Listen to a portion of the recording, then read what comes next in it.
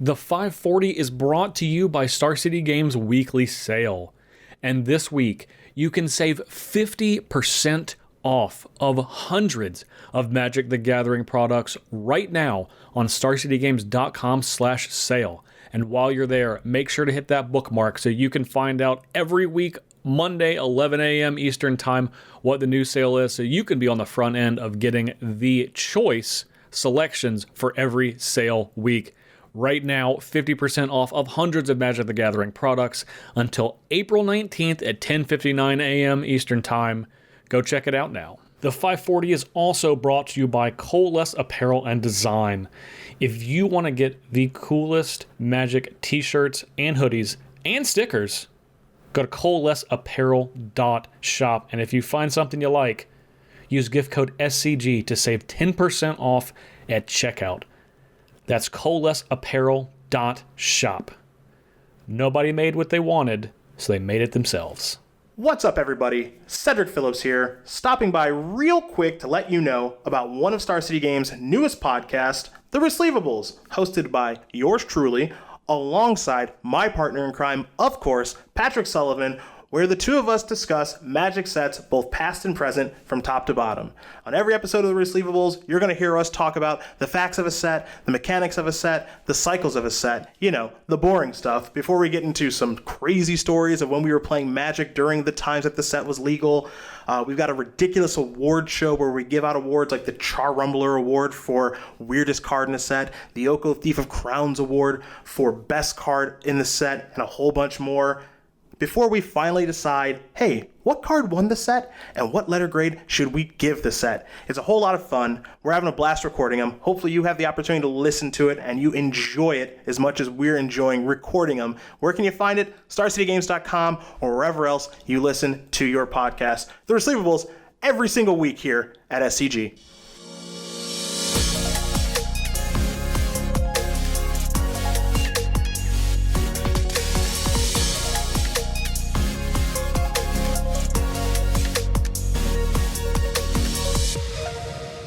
Welcome back, everybody, to the 540, your favorite Cube podcast and your favorite podcast about things that have nothing to do with Cube and are just mainly anecdotal and sometimes funny and sometimes not. Either way, I'm Justin Parnell. You can find me at jparnell1 on Twitter, and of course, my wonderful co-host, Ryan Overturf. You can find me at Ryan Overdrive on Twitter. You know, a faster way to say your spiel there would just be to say it's your favorite podcast. Yeah, you know, I wanted to go the long way around the bases. You know, when you hit one out and you want to soak in all of the crowd, whether they're booing or cheering, you do kind of the really gentle jog. Like, it's not even really a jog. It's kind of like a dance around the bases. That's kind of what I was doing rather than just being all business. Okay, some good showmanship there. It's not always the best to be the most efficient. Correct. I would say rarely it is when it comes to podcasting. That's like true. We could crank these out in 30 minutes, but is that really what the people want? Some of them, yes, yeah, probably. But so we have a lot to get into today because we split up our review of Strixhaven into two different podcasts. So we're going to be talking about all of the cards in Strixhaven that we didn't talk about last week, which are going to be all of the multicolored cards. So we're going to be looking probably at about 5 hours of us run our mouths about Strixhaven. It's a lot. Yeah, it's a lot. There's a lot of cards. It turns out they put a lot of cards in Magic sets. What's up with that? A lot of cards in every set, a lot of sets in every year, a lot of text on every card. We call that in the industry job security. It sure is. It sure is. Yeah, tell me about how the word per card has to be the highest in this set of any Magic set. Yeah, so Throne of Eldraine kind of had a reputation for that up to this point, and it wasn't like a full set thing, but before Strixhaven, Kasima God of the Voyage is a card that I'm planning on finishing one day. I haven't quite gotten it all the way through, but there's a couple of cards today where I'm sure there's going to be a couple new words that I discover as we go over them. So with about Cosima, I was drafting the Arena Cube, and I ended up picking up a Cosima late, and it was a reasonable. It was like my 23rd card, but it was like, oh, this is a 2/4 for 3, so a reasonable body on a part of the curve that maybe I want a little help against aggro. So I ended up playing it. I never truly knew what it did. Even while it was in my deck, I literally stopped and had to read it every single time, and I still, to this day, and I'm not even joking, I'm not even making a joke, I don't 100% understand what it does. I generally pass it more aggressively than I would cards of a similar power level for that reason, and I've cast the Omen Keel, I maybe even crewed it. I've watched some friends draw a couple cards off of Cosima coming back from its voyage. I still am not super clear on what it does. What I do know is that it is not really a synergistic card, and it's not at an absolute high power level. And an Arena Cube is probably a little bit closer to the ceiling on what the average card does. But I'm not missing a lot passing it anyway. Yeah, you got 13th pick. It didn't seem like it was... It seemed like it was still lower power level, and I was like, if I can't get past the front side, I don't even think I can get to the back side, which is that's the vehicle. Mm-hmm. Yeah, I'm not sure entirely, but hopefully today we'll have a chance to sit down and read all of these Strixhaven cards and maybe get a better idea, so when we're drafting in the future, we don't start putting ourselves to sleep by the 9th line of text.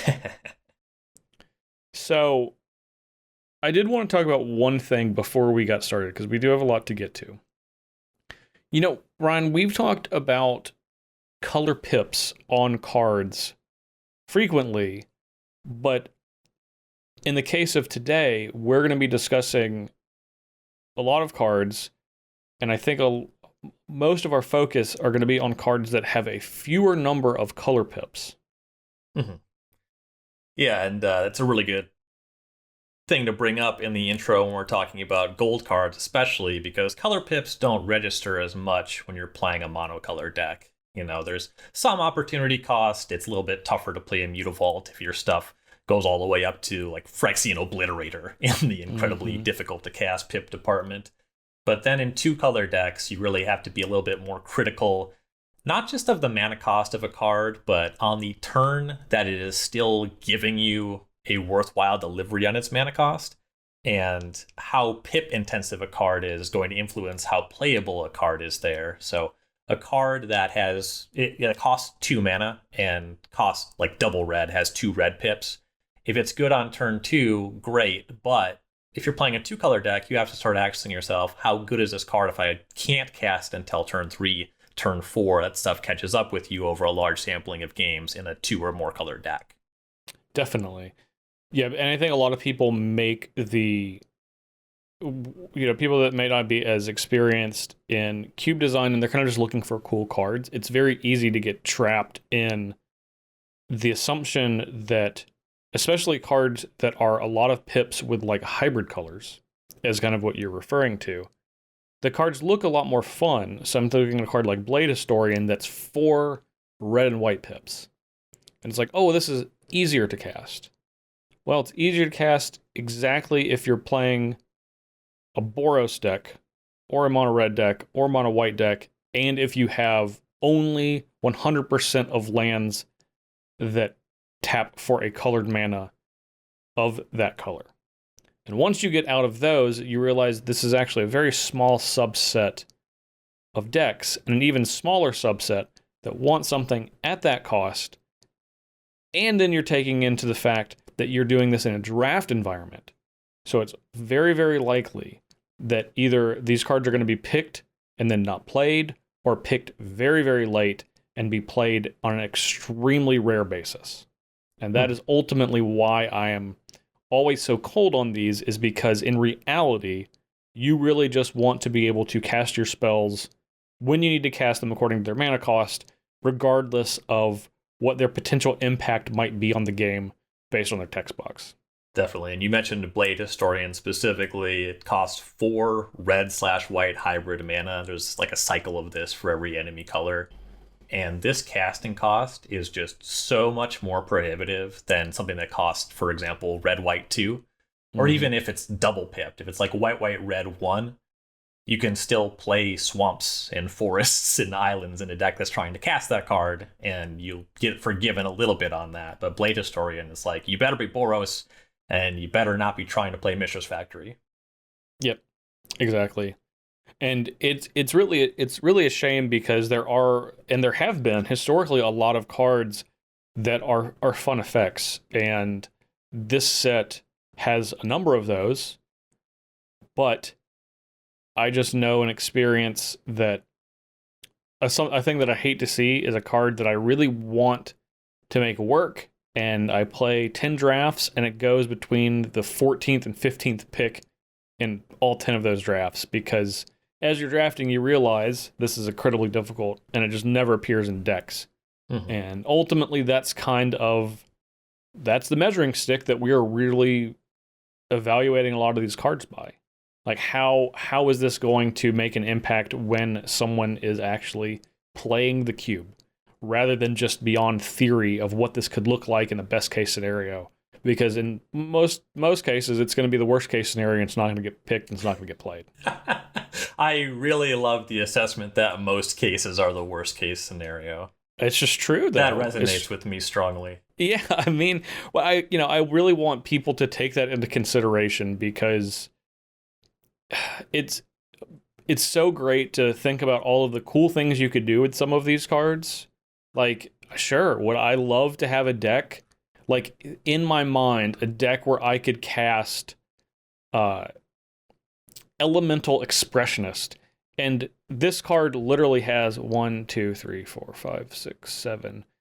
I'm going to count 8 lines of very tiny text on it. So I'm not going to read it, but it's a red-white card that cares about Magecraft, and it does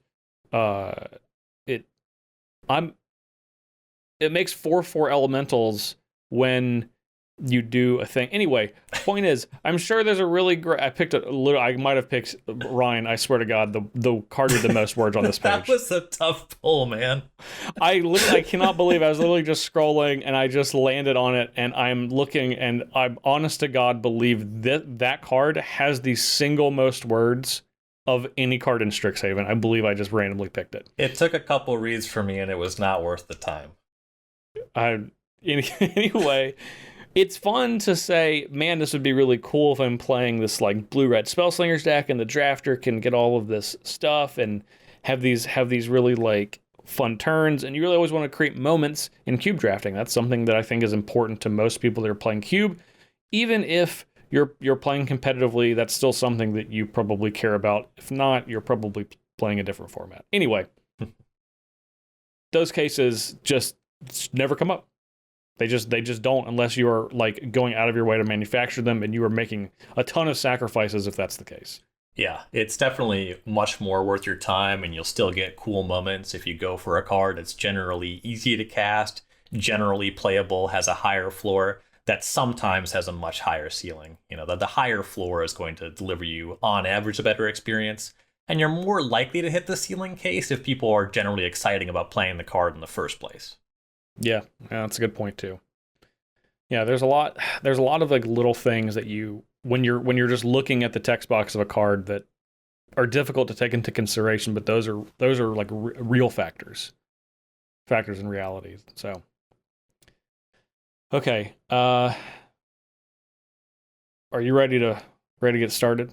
I'm as ready as I'm gonna be. That's how I feel. Okay, well. In that case, we're going to take our first break, and we're going to come back and get started with Lorehold, which is definitely not Boros. Have some extra cards laying around that you want to get rid of? Go to starcitygames.com/sell. It has never been easier to turn your cards into cash, or if you're looking to outfit your cube or commander deck with some new favorites, get a 30% trade-in bonus when you choose store credit. No matter what your collection looks like, we have a method for you. Want to see exactly what every card you have is worth? Check out our buy list. Don't have time for that? Stick it all in a box. Send it to us, and we'll make you an offer with our ship and sell program. Or if you want a more personal touch, Make your way to the Star City Game Center in Roanoke, Virginia to sit down with a buyer just like the old days. With the fastest turnaround time in the industry, get an offer in under 4 days when you go to starcitygames.com/sell. Selling has never been easier. So Lorehold, or as it's known to everyone that is cubing as red and white, because that's essentially what it is. There's a bunch of really interesting cards, and I guess we didn't say this in the top, but to remind everyone what we did last week, we're going to be dividing cards into 2 different categories: classic and custom. Classic means it is a card that is for consideration in a more traditional type singleton cube, where you're generally looking for good cards that maybe don't have to worry as much about what you might be excluding. You're just kind of looking for generally powerful stuff to have some synergy with other powerful stuff. Custom, on the other hand, is usually a type of cube that you are providing some restrictions on the design of your cube. Could be by rarity, could be by power level, could be by the way you draft it, could be by the way you play it. A number of things, and we'll kind of just go over those as we individually assess those cards. We'll kind of say where we feel like this fits. Like, did I catch everything there, Ryan, or am I missing something? I think you basically nailed it. Classic are the kind of cards that kind of speak for themselves. You see them in a pack, you say, okay, this card is powerful. Hopefully you say this card is powerful. And then custom, you're probably looking for other stuff to support some kind of broad theme. Going to be an environment that has less in common with more cubes. Great. Excellent. That's a great way to say it. So, what do we want to get started with? We're going to be talking about red and white cards first. Well, I suppose we should rip apart the rip apart Band-Aid. Oh, boy. I was hoping we were going to start with this. This is a card that is getting a lot of chatter. The chatter is justified. The volume of the chatter is maybe a little high. So it's red and white for a sorcery. Choose one. It deals 3 damage to a creature or planeswalker, or it destroys an artifact or enchantment. We talked about this a bit 2 weeks ago on our wish list early Strixhaven review episode. I think this is the kind of card, at least based off of what I have seen on Twitter, that is going to go in a lot of cubes. And the expectation I've seen from a lot of players is that it's going to be awesome. It's going to be okay. It's going to make decks a lot. It's not a particularly high pick because sorcery speed's a little bit weak. 3 damage to a creature or planeswalker is good against small time decks, not against controlling decks, not against combo decks. Destroying artifact or enchantment, that's solid. Disenchant is an effect that you'll play a small number of in even a powered cube draft. The problem is the card doesn't really play great in a red-white deck. I think that the card is on average worse than Lightning Helix in the average Boros deck, just for the ability to go upstairs. I think that's very significant on that card. Lightning Helix, of course, a fair amount worse than Lightning Bolt. So, you see how this scales in that way. But I think it's going to be pretty good in like Jeskai decks, controlling decks. Yes. I think that I was too harsh on this card when we talked about it a couple of weeks ago, because ultimately it is not about whether this card is great, but whether this card is good enough to make most cubes. And I think the answer is yes, just because it is incredibly versatile, but it's not necessarily incredibly powerful. And those two things are easy to get mixed up and kind of, we dunked on Rip Apart for not being incredibly powerful, and I don't think that it is. Mm-hmm. But ultimately, it's just working against so little competition in red-white for a card that is going to, if you're able to draft it, it's going to make your deck more times than it's not. And it's not something you have to be incredibly... you don't have to be incredibly prepared for in a draft to take this and be like, this is something reasonable that is a tool that I could utilize. And ultimately, because of that, I think this card is fine, good but not great, and fine but not exciting. Yeah, I let myself get worked up pretty often by the texture of broader conversations. People talk about this card like a greatest of all time sort of thing, and really the better way to look at it from my perspective is more of a Moneyball approach. Rip Apart's a card that gets on base, and I can respect that. That's a good way to say that. Yeah, and I think it does get on base is a great way to say that. A lot of the times, enough of the times to where this is probably worth an inclusion if you have a cube that is not all commons, because Boros is just, I mean, red white mostly sucks, so it's a card that doesn't. At least it might suck, but it does 4 different things, so that's worth something. Yeah, exactly. It might do something relatively unique to a situation where some additional creature that's gold that attacks and blocks is not going to really carry its weight. Yeah, for sure. Okay, so another card in the classic section, and we're going to be talking about a number of double-faced cards. And the first one that we're going to get to is Plarg, Dean of Chaos. Now, bear with me, because there are 2 sides here, so the amount of words is just going to be doubled. So Plarg, Dean of Chaos is the front side, 1 in red, legendary creature, Orc Shaman. It's a 2/2. I think that might be the first Orc Shaman we have in Magic, but I digress. Tap and discard a card, draw a card. Okay, so getting a little rummaging going on, just to start. 4 in a red, tap, reveal cards from the top of your library until you reveal a non-legendary, non-land card with mana value 3 or less. You may cast that card without paying its mana value, without paying its mana cost. Okay, got both of those on there. Great. Put all revealed cards not cast this way on the bottom of your library in a random order. So that's the front side. The back side is Augusta, Dean of Order. 2 in a white. It's a 1/3 human cleric. Other tapped creatures you control get +1/+0. Other untapped creatures you control get +0/+1. Whenever you attack, untap each creature you control, then tap any number of creatures you control. So, between the 2 sides, I think that Plarg is fine, and I think that Augusta is actually pretty sweet. I'm actually more interested in the Augusta side than I am the Plarg side. Yeah, I agree with that. A couple things going on. Augusta has better creature types. Human, historically pretty well supported. Cleric has a number of historical cards, is getting more support currently, whereas Orc Shaman is kind of 2 misses. Plarg is cheaper. 2 mana Grizzly Bear in red with some alternative text. Sure, you'll play that.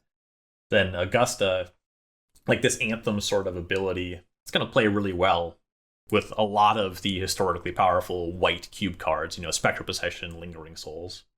Yeah, I like that you can... This is going to make an impact to the turn that you play it, which are really what cards that I'm looking for, especially for white. Because a lot of times you are playing a white card, and then, unless it is a Planeswalker, you are waiting until you untap for it to have an impact on the board.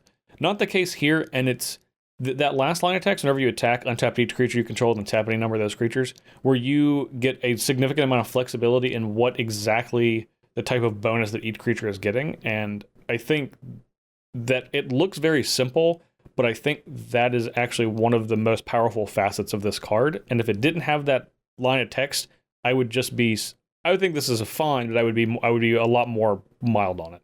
Yeah, something very cool about it. I guess 2 things. The base level is you can kind of give your creatures vigilance, in particular if you'd rather they were attacking with an extra point of toughness. That makes sense. But sometimes you're also going to want to give your vigilant creatures +1/+0, and getting the ability to just tap them and do that is actually pretty powerful too. Yeah, totally. Yeah, it's just a significant amount of flexibility. Really, how I look at this is the coast clear, then they're just going to get, this is just an Anthem. And if you are in the face of some blocking, then making sure they're untapped, both for being able to have an extra point of toughness and to just give them vigilance, I think is incredibly valuable. Like this card in the face of creature combat is going to dominate a lot of boards. There's a broader point about these dual face cards that I suppose this is the time to make it, because this is the first one we're discussing. Similar to split cards and a number of other designs in the past, You could just put this in your Lorehold, your red, white, your Boros slot, take it up for a gold card. Or you could say, listen, I think Augusta is really good, and I think that Plarg is kind of a fail rate. I'm going to count this as a white card in my cube. And that's a pretty reasonable thing to do. That's actually exactly what I would do. There are going to be cards where, and we're going to get to some later, that I'm looking at them and I'm like, I think both of these are reasonable, so I'm probably going to count this as a blue-red card. But in the case of Augusta and Plarg, I would count this, even though the face of the card is Plarg, I would count this as a white card in my white section if I'm, mathematically looking at it to make sure that I have things are fitting where they need to. Ultimately, it doesn't really matter. I think that's a whole different conversation. I actually also have true. I have when I started cubing and making my own cubes, I was actually very much caught up in the things need to be roughly even. Well, actually not even roughly even. Things need to be, I need to have X number of cards in each monocolored slot, X number of cards in each two-color slot, X number of this and that. I am so far removed from that now, and I think it's really difficult for a lot of people to break out of that. It was for me, but I am extremely anti-symmetry now, which is crazy because everything else in my life, I'm extremely pro-symmetry. But in cube design, I think that it is, not only is it overrated, I think it's actively harmful if you are making yourself a slave to that. So I would encourage everyone to just, take a look in the mirror if you have some time later. Yeah, it's at least a question you should be considering. I think solidly having the rule, okay, this needs to be perfectly balanced, is going to cost you more. And it's not just color balance. I think asymmetrical land cycles are actually incredibly valuable just because different color pairs have different needs as well. There's a lot you can do breaking symmetry. Yes. I do. Yeah, I believe in having the same number of access lands. So a blue-red dual land, there should be, if there's 5 of those, I would like there to be 5 black-green ones. But they don't need to match. I just want to have the access of the lands because lands are something that allows you to create different cube archetypes, and I don't like limiting that. Yep. Okay, what do we have next? All right, let's jump over to Flame Scroll Celebrant. So this is another dual face card. On the front side, Flame Soul Celebrant, 1 in a red, 2/1 human shaman. Whenever opponent activates an ability that isn't a mana ability, Flame Scroll Celebrant deals 1 damage to that player. For 1 in a red, Flame Scroll Celebrant gets +2/+0 till end of turn, so a Goblin Piker with some upside. On the back side, we have an instant, Revel in Silence for white.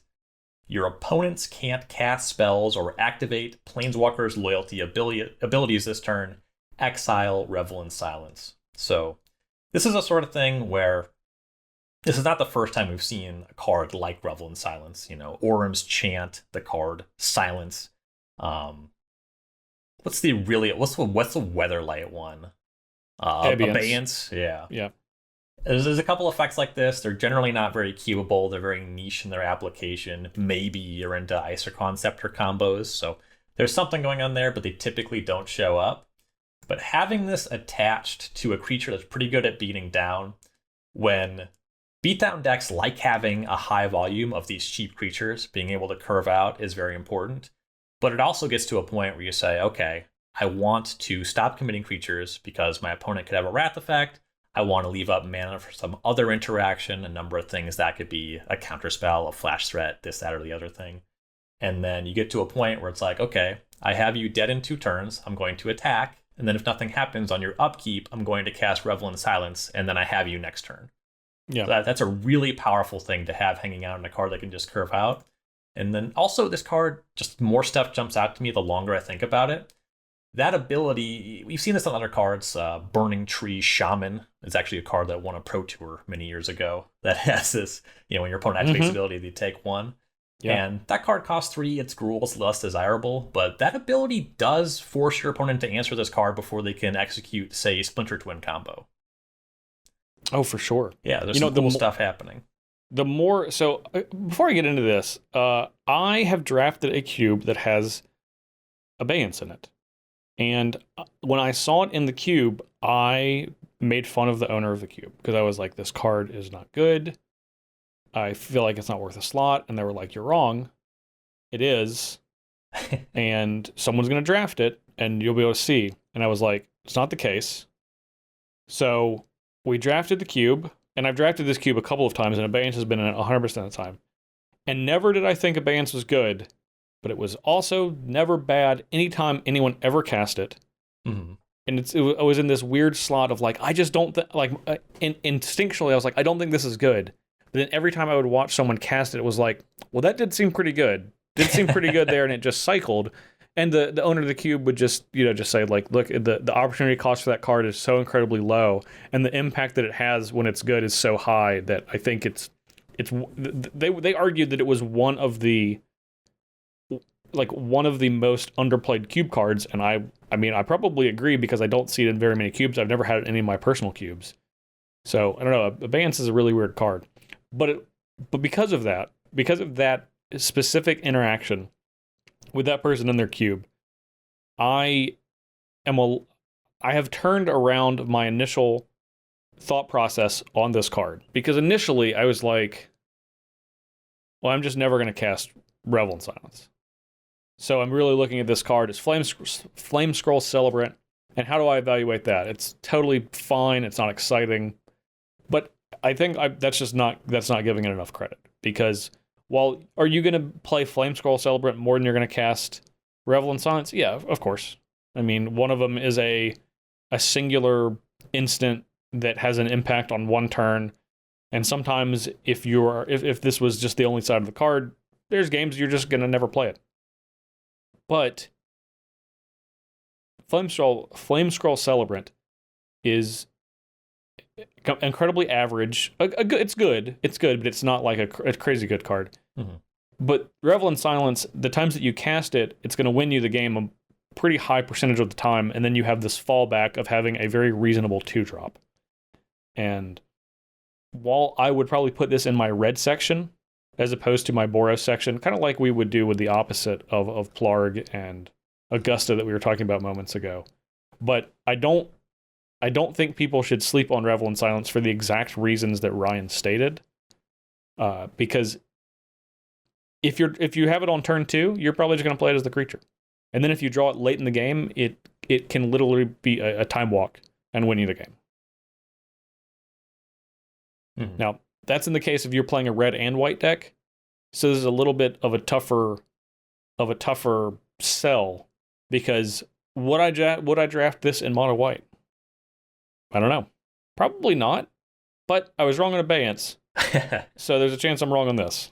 Yeah, I'd probably play it sometimes. And some of that is that with monocolored decks, it's not uncommon that your 23rd or 24th card, if you're in a position to shave on lands, is kind of like, well, I'd rather have this than a Plains. And I think this is very much the kind of card where if I'm like, okay, well, my curve is really heavy on 1s and 2s. I got a couple 3s and like A4.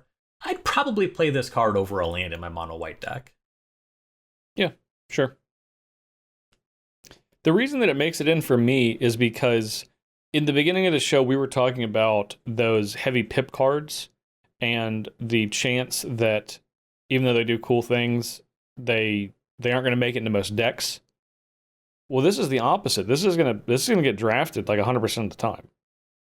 Because if it's not getting drafted for Revel in Silence, it's definitely going to get drafted for Flame Scroll Celebrant, because a lot of times you just need a 2-mana 2/2 with upside, which is what that card provides. Yeah. It's so like I think really common when you're drafting. It's just like, I need another 2-drop. I will pass a premium 3 or 4 drop for any 2-drop. Yeah, I have exactly. I have 3 4-drops. I don't need another 4-drop. I need another 2-drop, even if this isn't the one that I want. It's the one for the job. And because of that, and this is going to be the case with a number of these 2 modal double-face cards, that's why I actually think that this card is going to be so good across cubes, is because its play rate is going to be through the roof in a draft, in any individual draft. Regardless of what you think of the power level of the 2 individual sides, I think they're both fine, but the sum of their parts, especially like when you're talking about, the percentage that something gets drafted and then played in a deck, is going to be super high for this card. Yeah, completely agree. Okay. So we have one more on the classic side, and I actually think this is one of the most interesting cards we could talk about today. This is Mila Crafty Companion. 1 white, legendary creature Fox. It's a 2/3. Whenever an opponent attacks one or more planeswalkers you control, put a loyalty counter on each planeswalker you control. Whenever a permanent you control becomes the target of a spell or an ability an opponent controls, you may draw a card. That is just the front side. And the back side is a planeswalker, Luca Wayward Bonder. 4 red, legendary planeswalker Luca, 5 loyalty. Has a +1 of you may discard a card. If you do, draw a card. If a creature was discarded this way, draw 2 cards instead. Kind of like, reminds me of Lord Windgrace, for the creature version where Lord Windgrace did it with lands. Mm-hmm. -2, return target creature card from your graveyard to the battlefield. It gains haste, exile at the beginning of the next upkeep. Ironically, a few weeks ago when we were talking about things we wanted for colors, I was saying that was the effect I wanted for red. Here it is on a planeswalker. And -7, you get an emblem with whenever a creature enters the battlefield under your control, it deals damage equal to its power to any target, a la Pandemonium. So, where do you start with this card? So I think that in general with the Modal Dual Face cards, I'm looking at either side and asking, am I happy playing this card? And you kind of have 2 cards that are really close. Like, they're close enough that I would give either half of a card a shot in some environments. Mm-hmm. They're maybe a little expensive. Like a 3-mana 2/3, I don't love it, but this ability that maybe makes your planeswalkers harder to attack, this ability that makes opponents' removal spells a little bit worse. If a 2/3 is meaningfully getting into combat, then giving you a cantrip when your opponent tries to target your stuff, that there's some value there. Definitely. And, Luca's like this planeswalker that generates value, can make some swings to try to win a game, but can't protect itself, which is generally not what you would want in a 6-mana planeswalker. So on either side, maybe I would give them a shot if they really played well in my environment, not on their own power level merits necessarily. But given that you have both sides, I think that's enough for this to get there on power level. Yeah, and you know how this is the third modal double face card we've talked about in red-white. I would stick Augusta in my white section. I would stick Flame Scroll Celebrant in my red section. This one, I believe I would actually stick into my Boros section because I think that is where it's going to be best, is if you are playing probably not a Boros deck, you're probably playing in more than a 2-color deck where you can actually take advantage of either having a Planeswalker that's 6 mana that doesn't protect itself, it hits pretty hard when it swings with all of its abilities, but ultimately, I honestly can't think of any other Planeswalker that I've ever cubed with that doesn't protect itself in some way at that mana cost, but that's neither here nor there. Mm-hmm. And Mila, which it's an interesting card because I like that second ability because it says a permanent.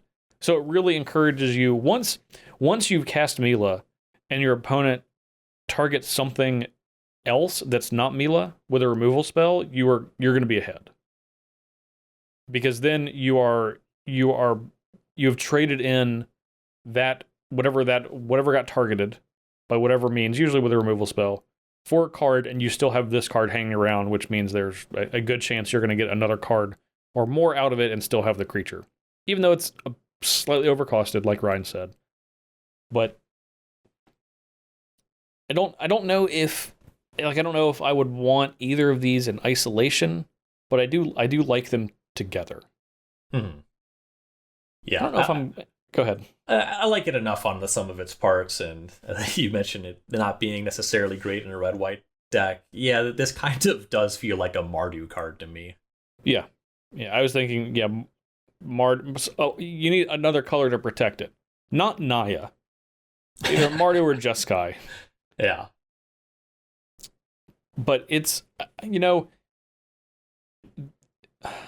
I don't know if I honestly don't know if I'm 100% sold on this being a card that we put into the classic side rather than the custom side, because I think it's like barely not there on each side, but honestly, I think it's pretty hard to evaluate this one without me playing with it. I'll just be honest about that. I think a lot of these I can really get some good scenarios of where I think this is going to be in a game, or where I think it's going to be in a draft, and I'm having a lot of trouble with Mila and Luca here. Yeah, and the reason that I would err on the side of putting it on the classic side is because I consider the generic arena cube offering as a classic style of cube. Like, stuff in there is broadly there on its own merits at individual power level, and I think this card can definitely hang in that environment. Probably so. Yeah, I think I'm probably not giving enough credit to Mila, ultimately, but if you have a ton of Planeswalkers in your cube, which is something I'm not necessarily a personal fan of, but a lot of people I like Planeswalkers, but they have a tendency to take over games. The more of those you have, the better this card is, certainly. That's for sure. Okay, any other cards for Classic before we move into Custom? That rounds out the Classic side for the red and white cards. We have a few Custom, more niche options, the first of which is Radiant Scroll Wielder, rather. I typed the card's name wrong. It wields scrolls as a weapon, you see. That's a common thing in Strixhaven, actually. Yeah. So this is a 2 red-white, 2/4 Dwarf Cleric. Instant and sorcery spells you control have lifelink. That's a line of text that's becoming fairly common these days, actually. Yep. And then at the beginning of your upkeep, exile an instant or sorcery card at random from your graveyard. You may cast it this turn. If a spell cast this way, we put it into your graveyard, exile it instead. This is the kind of card, if you are the person that says, I love Strixhaven, or at least I like the themes happening here, I want to build a cube that's evocative of this, this is like a slam dunk for your red-white slot. It's also the kind of card that makes a lot of sense to me if you're into a commander cube, just because varying what the red and white cards do, giving you something to do outside of just attacking and blocking is very valuable in an environment like that. There's a lot to like about this card, outside of the fact that it's a little inefficient, not great for heads-up play in a high-powered environment. Yeah, for sure. This card reminds me of another card that I actually quite a lot, which is Wildfire Devils. Are you familiar with that one? I'm not sure. I'll just read it out, and just for comparison's sake, 3 in a red. It's a 4/2 Devil. When Wildfire Devils enters the battlefield and at the beginning of your upkeep, choose a player at random. That player exiles an instant or sorcery from their graveyard. Copy that card. You may cast a copy without playing its mana cost. Okay, I thought of Charmbreaker Devils, and I was pretty sure that was not the right card. But yeah. So this is it gives that extra little line of text with the instants and sorceries have lifelink, which I think is, you can get some mileage out of that. Usually when that is mattering, you're probably beating the brakes off of whoever it is mattering against. And when it doesn't matter, you wishing it literally said any other words than that. But exactly what Ryan said, like if you are wanting to try something a little bit more, I guess, interesting with your red-white section rather than burn stuff, play efficient creatures, then this is a card that if you care about the graveyard and you're trying to push that in red-white, which sounds obvious, it's like, well, of course, because that's what it says on the card.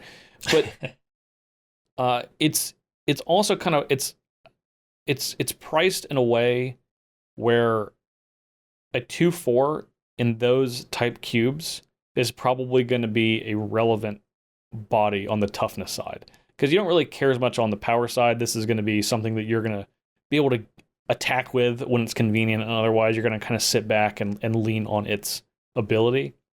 But if you have something like Wildfire Devils and you have things that care about casting instant sorceries out of your graveyard, I think redundancy is always great in those scenarios. And while I think this is worse than Wildfire Devils, I think this is fun. And it's a dwarf for Ryan. He's wanted dwarfs all over the place. And here's another one.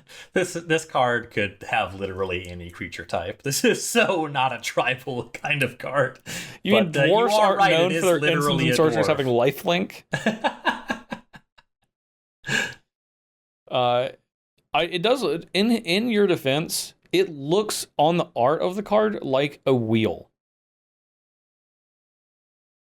Yeah, it kind of does. It looks wheelish. I think I actually got a little thrown because of Kaladesh, and it's a dwarf, and on Kaladesh, the dwarves, they drive is what they do.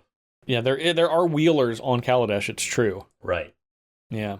Yeah, they're wielding and wheeling. They're doing it all. Maybe you could have a wheel.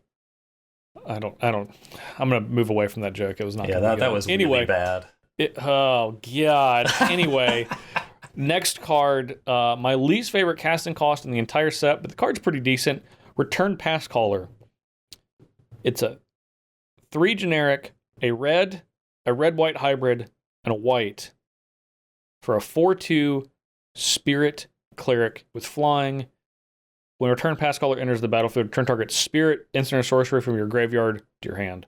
I think this card is great for lower powered cubes and common uncommon cubes. Yep, slam dunk. Yeah, I think it's awesome. If you can get past its mana cost, and I don't mean from a casting cost perspective, I mean from like visually looking at it, then I think it's in.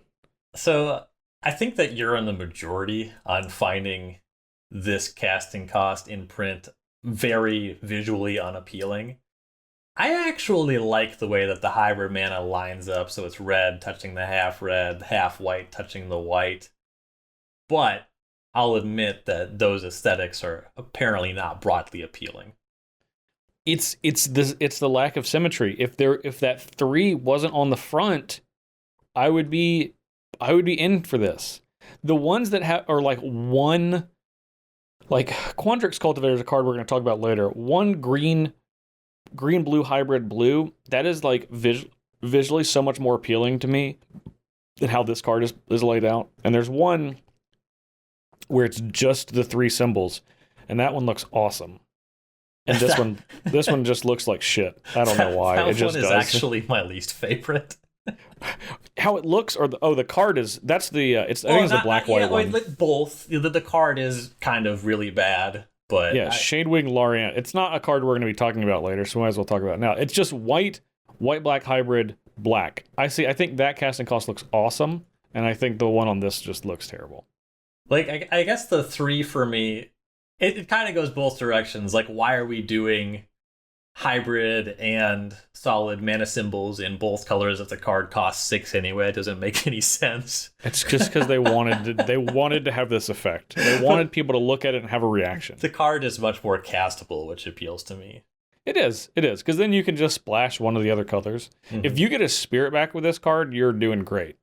Oh yeah. I expect to get instant and sorceries back with this card often. I don't know, I think this card's pretty great on its own. A 4/2 flyer for 6 is overcosted, but anytime you're getting any sort of Gravedigger effect, that's worth at least 2 mana in most cases. So yeah, I'm all about this.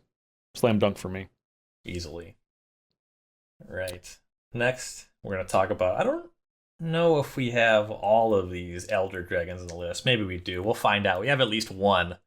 We have Velomachus Lorehold, the dragon they named the school after. It costs 5 red white. It's an Elder Dragon. It's a 5/5 legendary creature. It has flying, vigilance, and haste.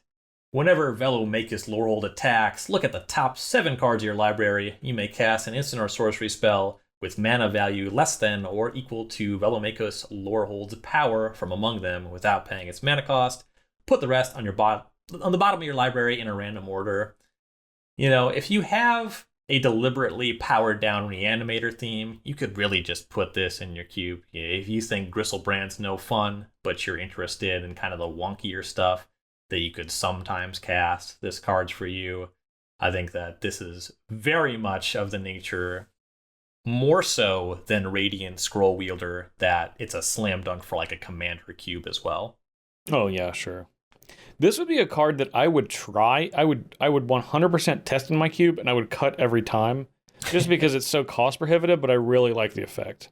I don't know. There's just something about like a big, beefy flying vigilance haste. Like it's got all the things going for it that I like. Haste is one of my like favorite keywords. So, I really like this card, but it just costs too much for a traditional cube. Even if you're looking at like reanimation targets, like you're, you know. At that point, you're competing with the Gristlebrands of the world, and it makes it a lot tougher sell. But if you have a slower cube or a lower powered cube, I would I would definitely include this. It's an awesome finisher. I definitely think it is really tough to justify. You have to have a pretty specific texture, but if I am looking at this card in a pack, I am probably grinning ear to ear. Mm-hmm. Yeah, this is like very high on the fun scale, which is appealing to me.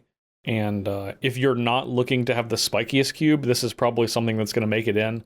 But when you're stacking it up against the rest of the red-white cards, especially like ones we even talked about from this set, it's a really tough sell when we're talking about things that cost like 2 and 3 mana for all the rest of the cards, and you have a big old 7-drop. It's not what red-white is going to be want to be doing most of the time, so it's going to be the odd man out, or the odd dragon out in this case.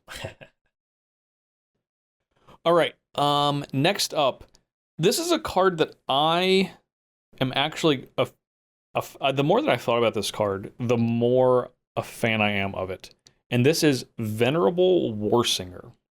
1 red-white spirit cleric. It is a 3/3 with vigilance and trample. Whenever Venerable Warsinger deals combat damage to a player, you may return target creature card with mana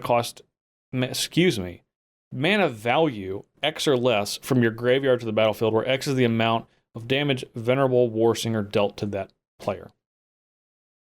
Now, despite this having a million lines of text on it like everything else, I think that this is an interesting enough card that I would want to try it, because on its face, a 3/3 for 3 vigilance and trample is fairly reasonable, and I think its ceiling is pretty high, and its floor is not that. I don't think it's that low.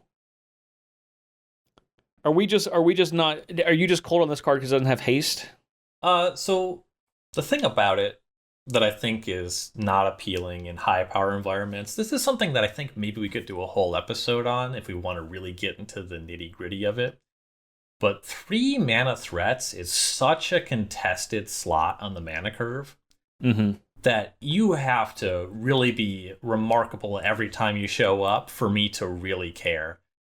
In general, the 3 mana cards in my cube are by far the most expendable. There's something else I can do. You're pretty replaceable. There's a lot of other things that are 3 mana, 3/3s trying to attack.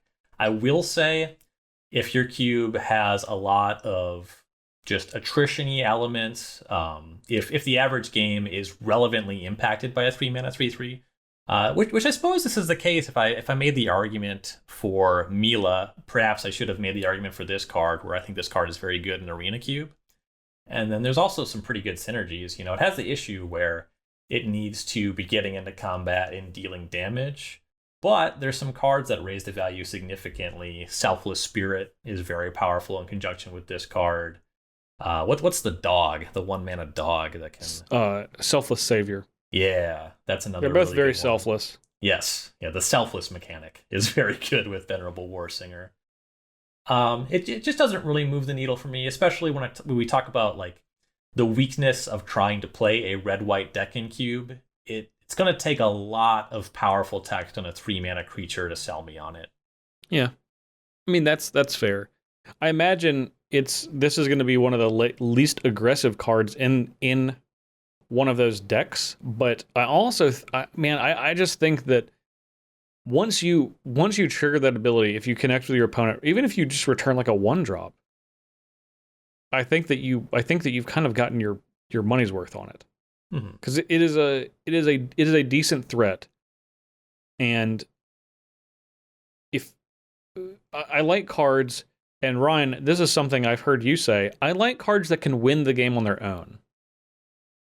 And I feel like this is a card that can win the game on its own if you are a deck that has some red and white removal in it, where you can kind of clear the way, because you don't need to necessarily connect for full 3 damage, but being able to remove something with a removal spell after blocks are declared is going to often end up with being able to make this connect more often than not.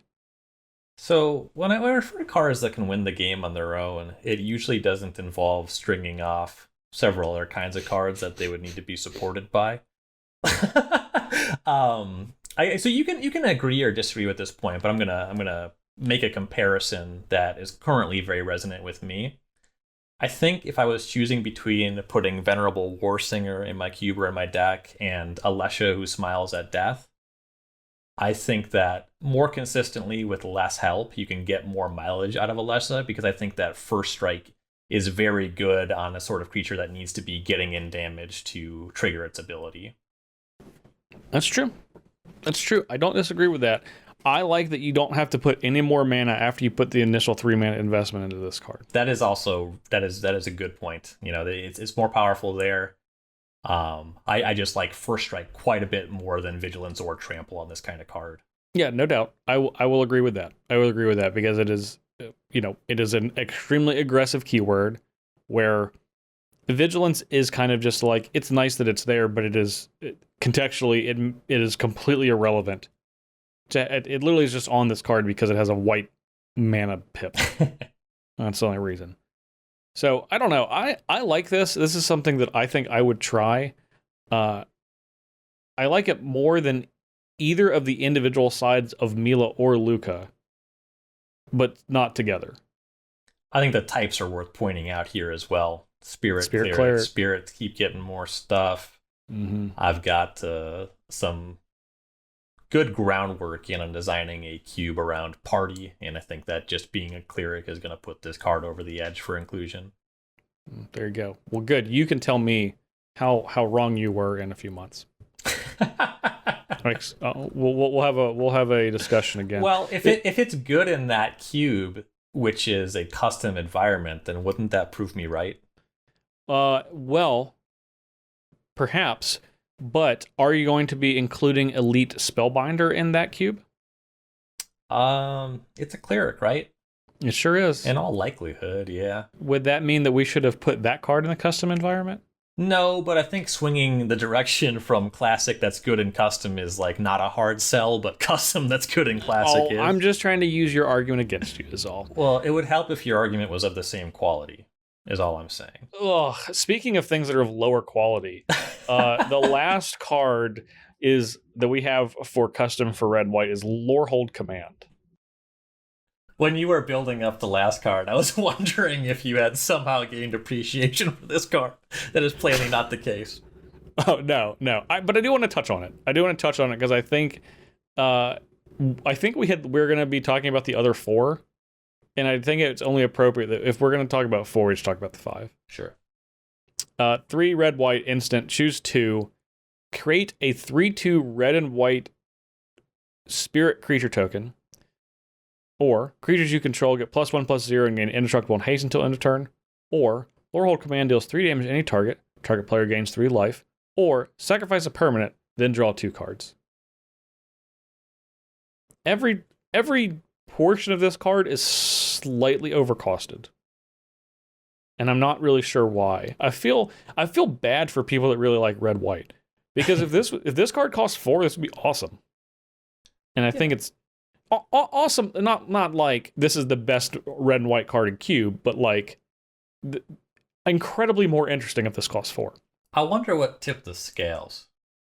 It often is really interesting if you like. They tend to publish a decent amount of this stuff much after the fact from the set, where you'll get notes from the developers where they say, change this card from 2 to 3 or 3 to 4. And I kind of wonder, because it could have been that for some reason they had this card at 6, and like it wouldn't hurt anything to put this card to 3, but it wasn't like really exciting. They weren't thinking about it that much.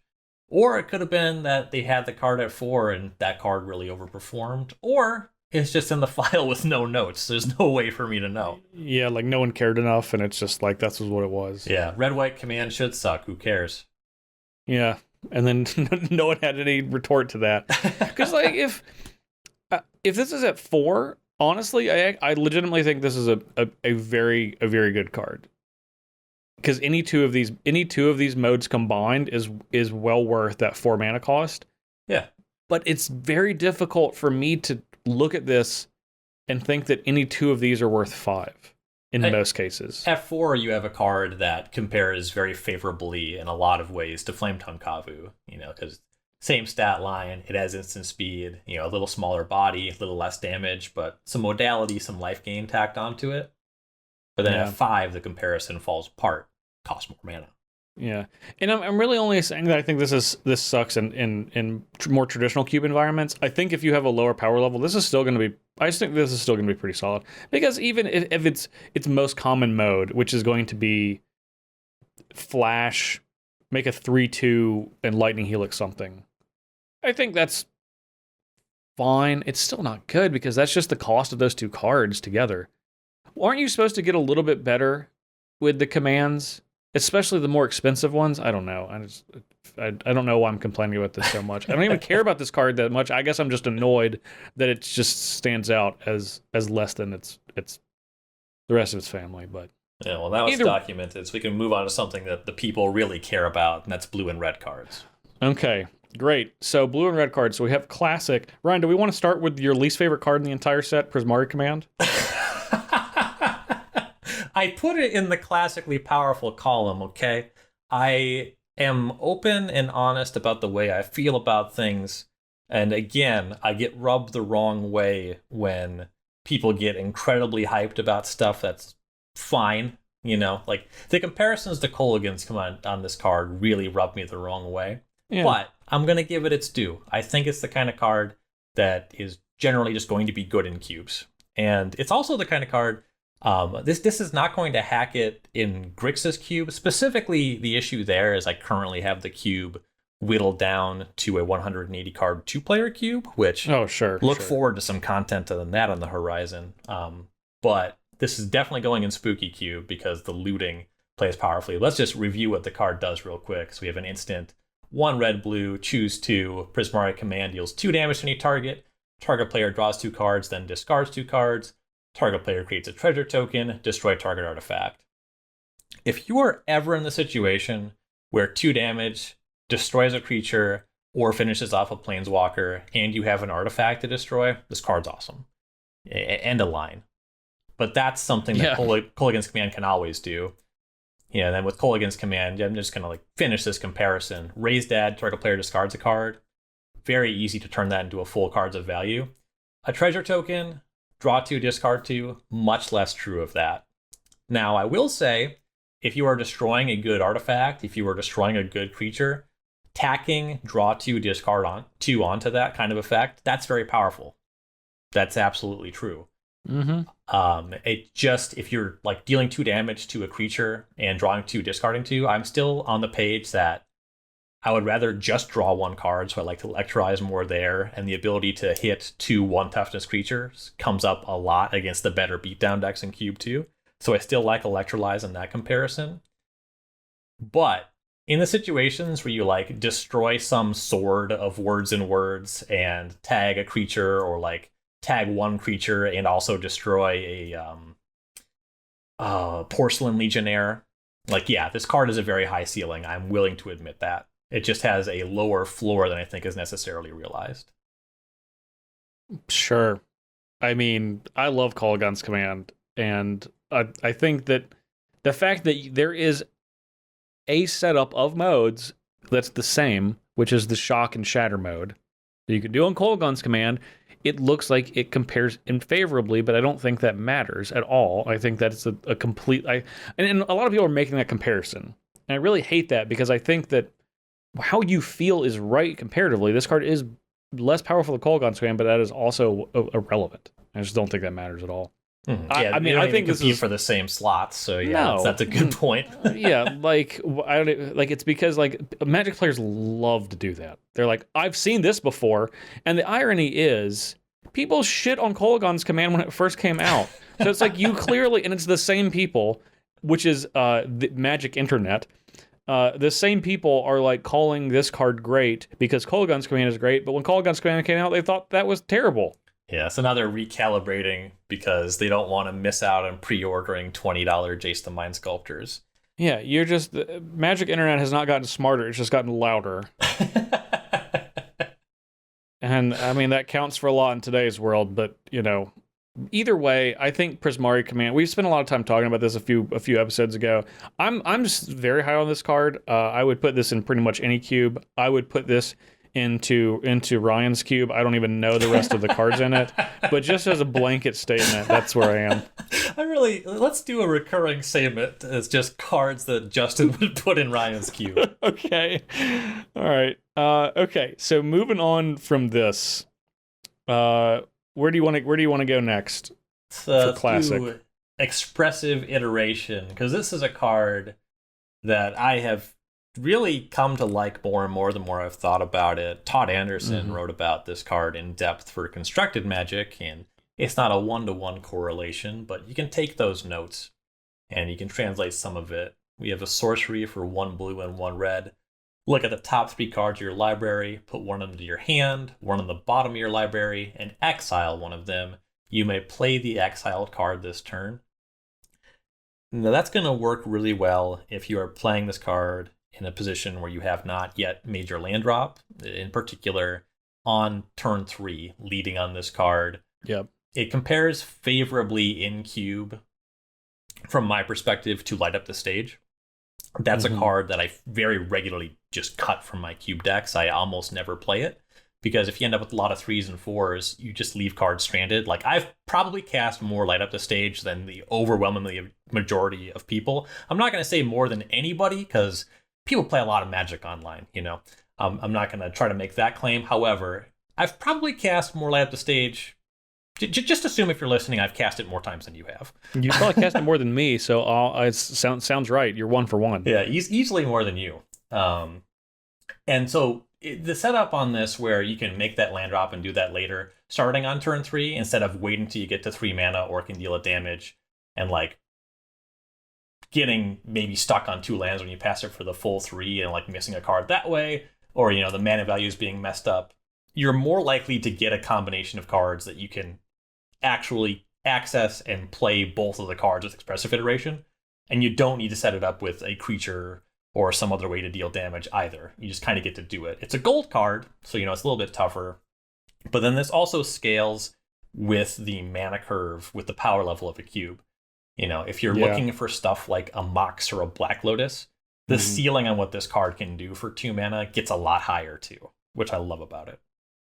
Yeah, I mean, the difference for me is the fact that you can play land off of it. It says play instead of cast. I would be very cold on this card if you could not play lands, and the fact that you can means I think this card is exceptional. I agree with everything you said. I think this card's awesome.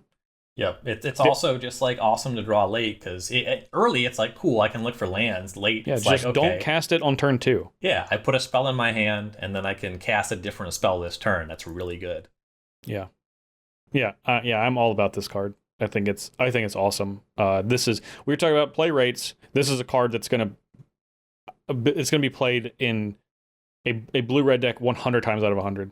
It's actually very difficult for me to envision a blue-red deck in any cube, and I literally mean any cube, like any sort of any power level. You were talking about scaling power level. Even if you're talking about common and commons, I think it's incredibly powerful. Even if you're talking about a multiplayer cube, it basically checks all of the boxes, and the cost to play it is so low, and it's going to be. It's only bad if you're casting it without considering the rest of your turn, and then that's a player problem, not a card problem. Yeah, I think that the weakest part of the card is the potential for user error. I'm completely there. Yeah, for sure. Otherwise, I think it's awesome, and I agree with everything you said. Okie dokie. Here's I noticed that you picked a card with little text and left a card with a lot of text for me, but that's fine. I'm very strategic in how we approach our set reviews. Yeah, no, I know, this is smart. All right, so our last one for Classic for Red Blue is the combination of Rowan, Scholar of Sparks, and Will, Scholar of Frost. Now, I'll have to zoom in because this text is very tiny. Because it's 2 Planeswalkers. The first one, Rowan, Scholar of Sparks. 2 in a red, Planeswalker, Legendary Planeswalker, Rowan. Starts with 2 loyalty. Both sides of these cards, and this is critical, instant and sorcery spells you cast cost 1 less to cast. Off to a very good start. Rowan only has 2 abilities, +1. Rowan deals 1 damage to each opponent. If you've drawn 3 or more cards this turn, she deals 3 damage to each opponent instead. Okay. That one's okay. You can only target opponents, you can't target creatures. Just noting that. Second ability, -4. You get an emblem with whenever you cast instant or sorcery spell, you may pay 2. If you do, copy that spell. You may choose new targets for copy.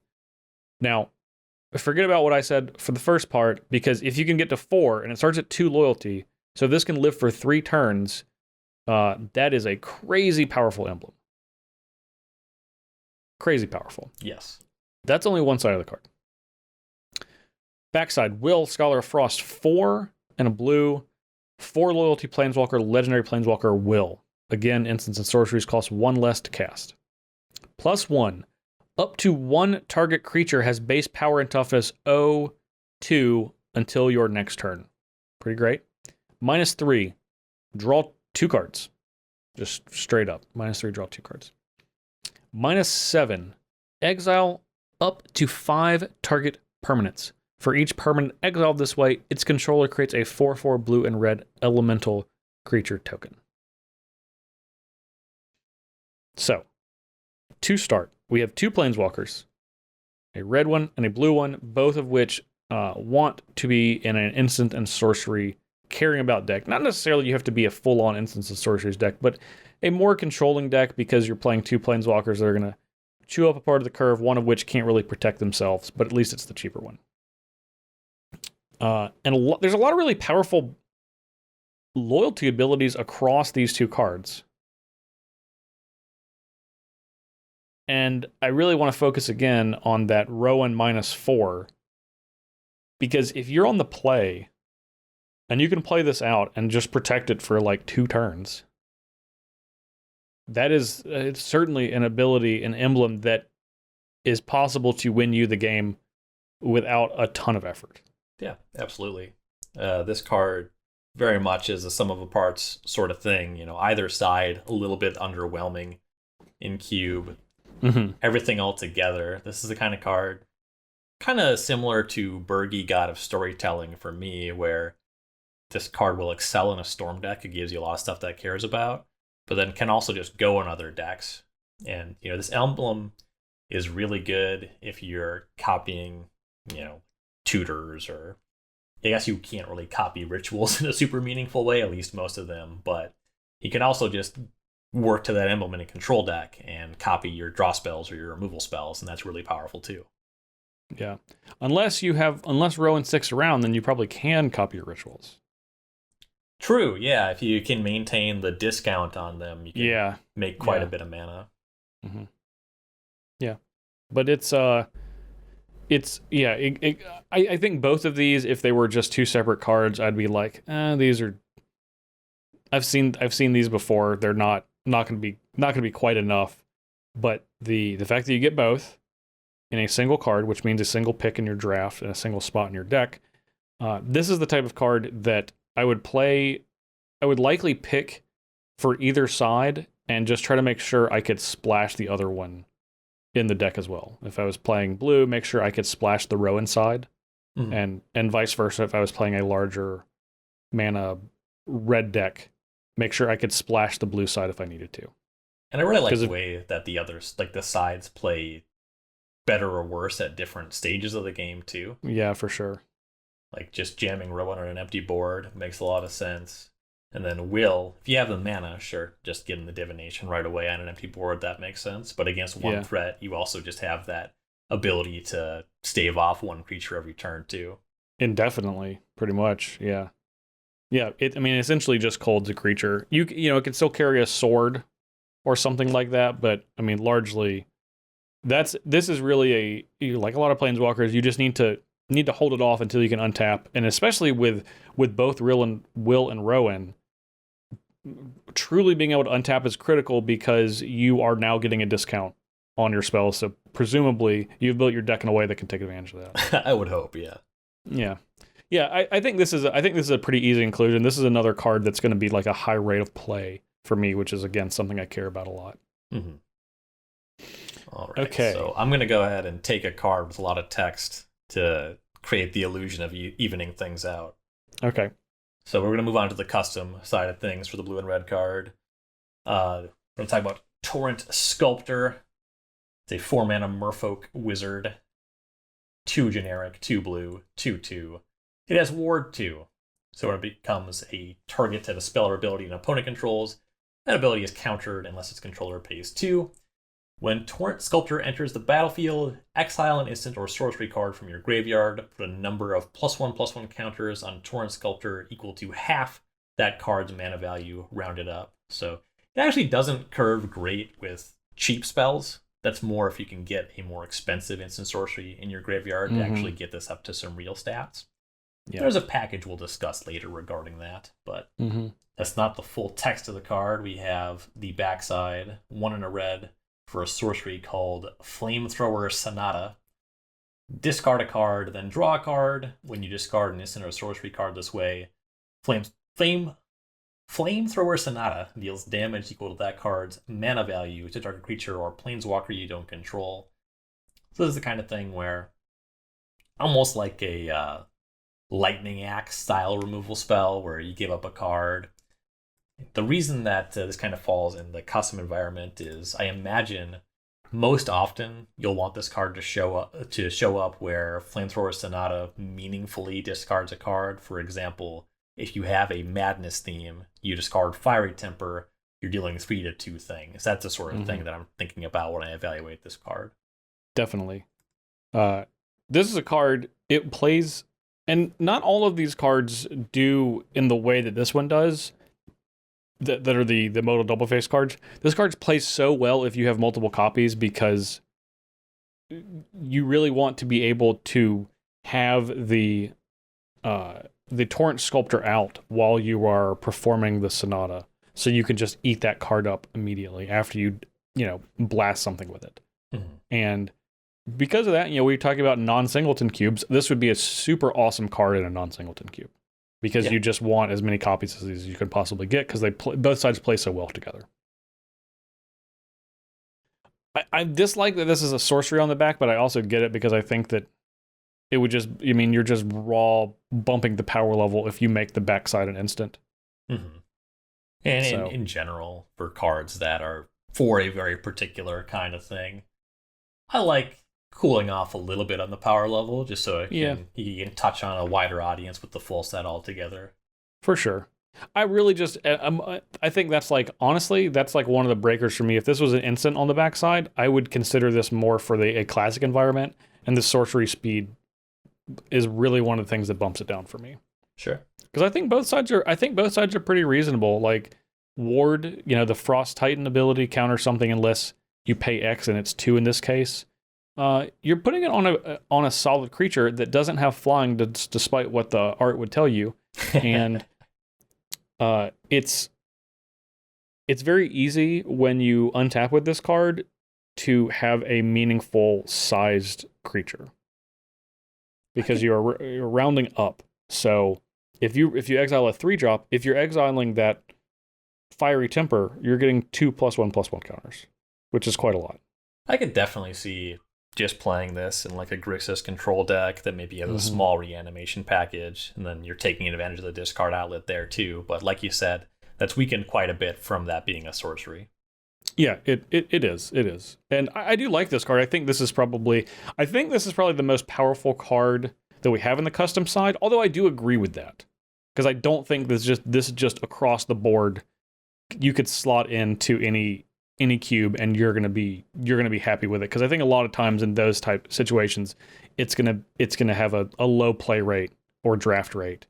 But I think that when you have a deck that takes advantage of this, which takes a little bit of work but not a ton, this is going to pay dividends on both sides. The backside is just a solid card, and I think the front turns into a pretty reasonable threat. I don't think it takes a lot for this to actually turn into Frost Titan.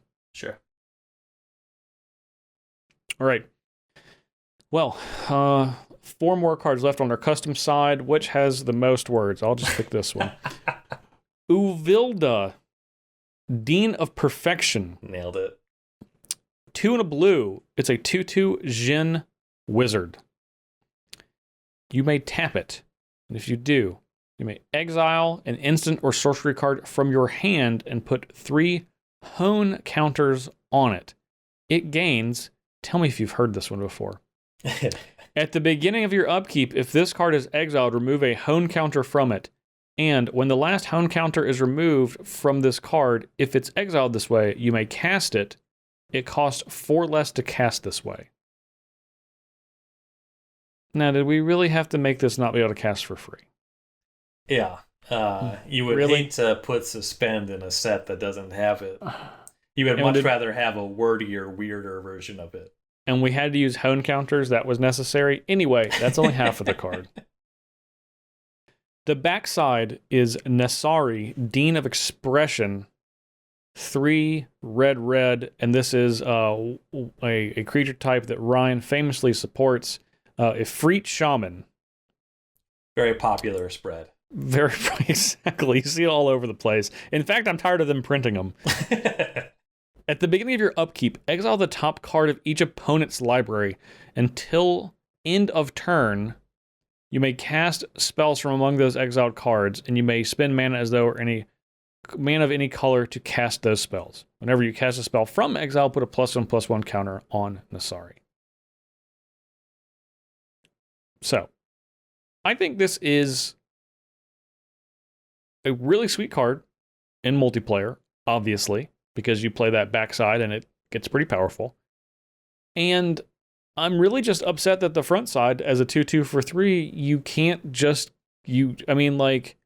are we that worried that you just have a Jorah of the Gitu? Maybe you're only doing instants and sorceries. Maybe they were just trying to really protect the cool factor of Jorah.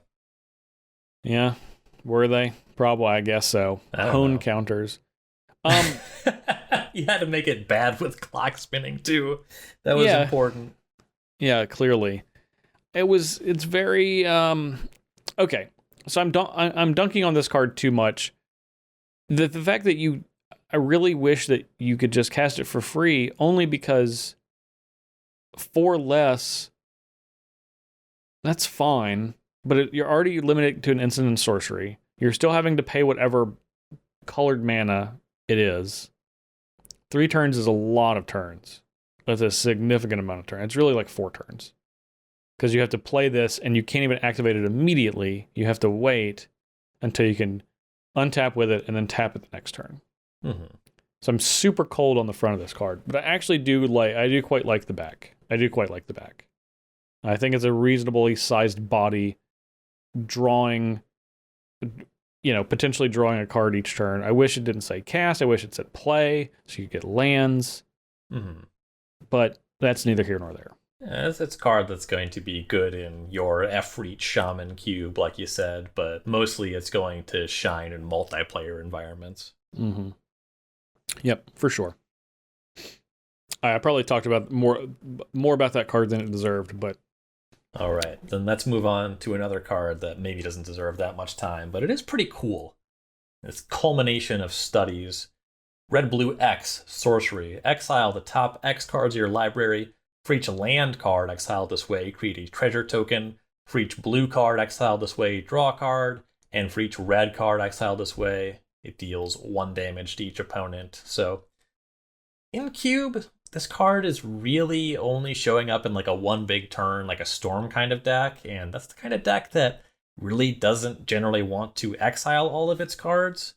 So it's a little bit of a non-starter in its most traditional home.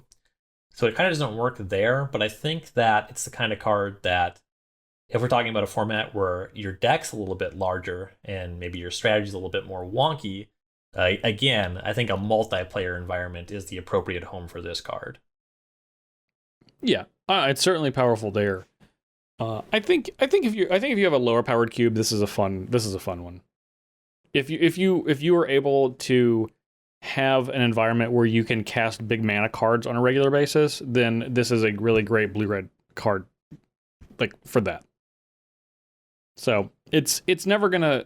The thing about this card is it never wins you the game when you cast it. It's gonna win you the game later, unless you're making infinite mana. Then it's probably still not gonna win you the game because you're only playing with 40 cards. It's definitely just kind of the worst X effect you could have if you were generating a ton of mana. Yeah, it's very cool.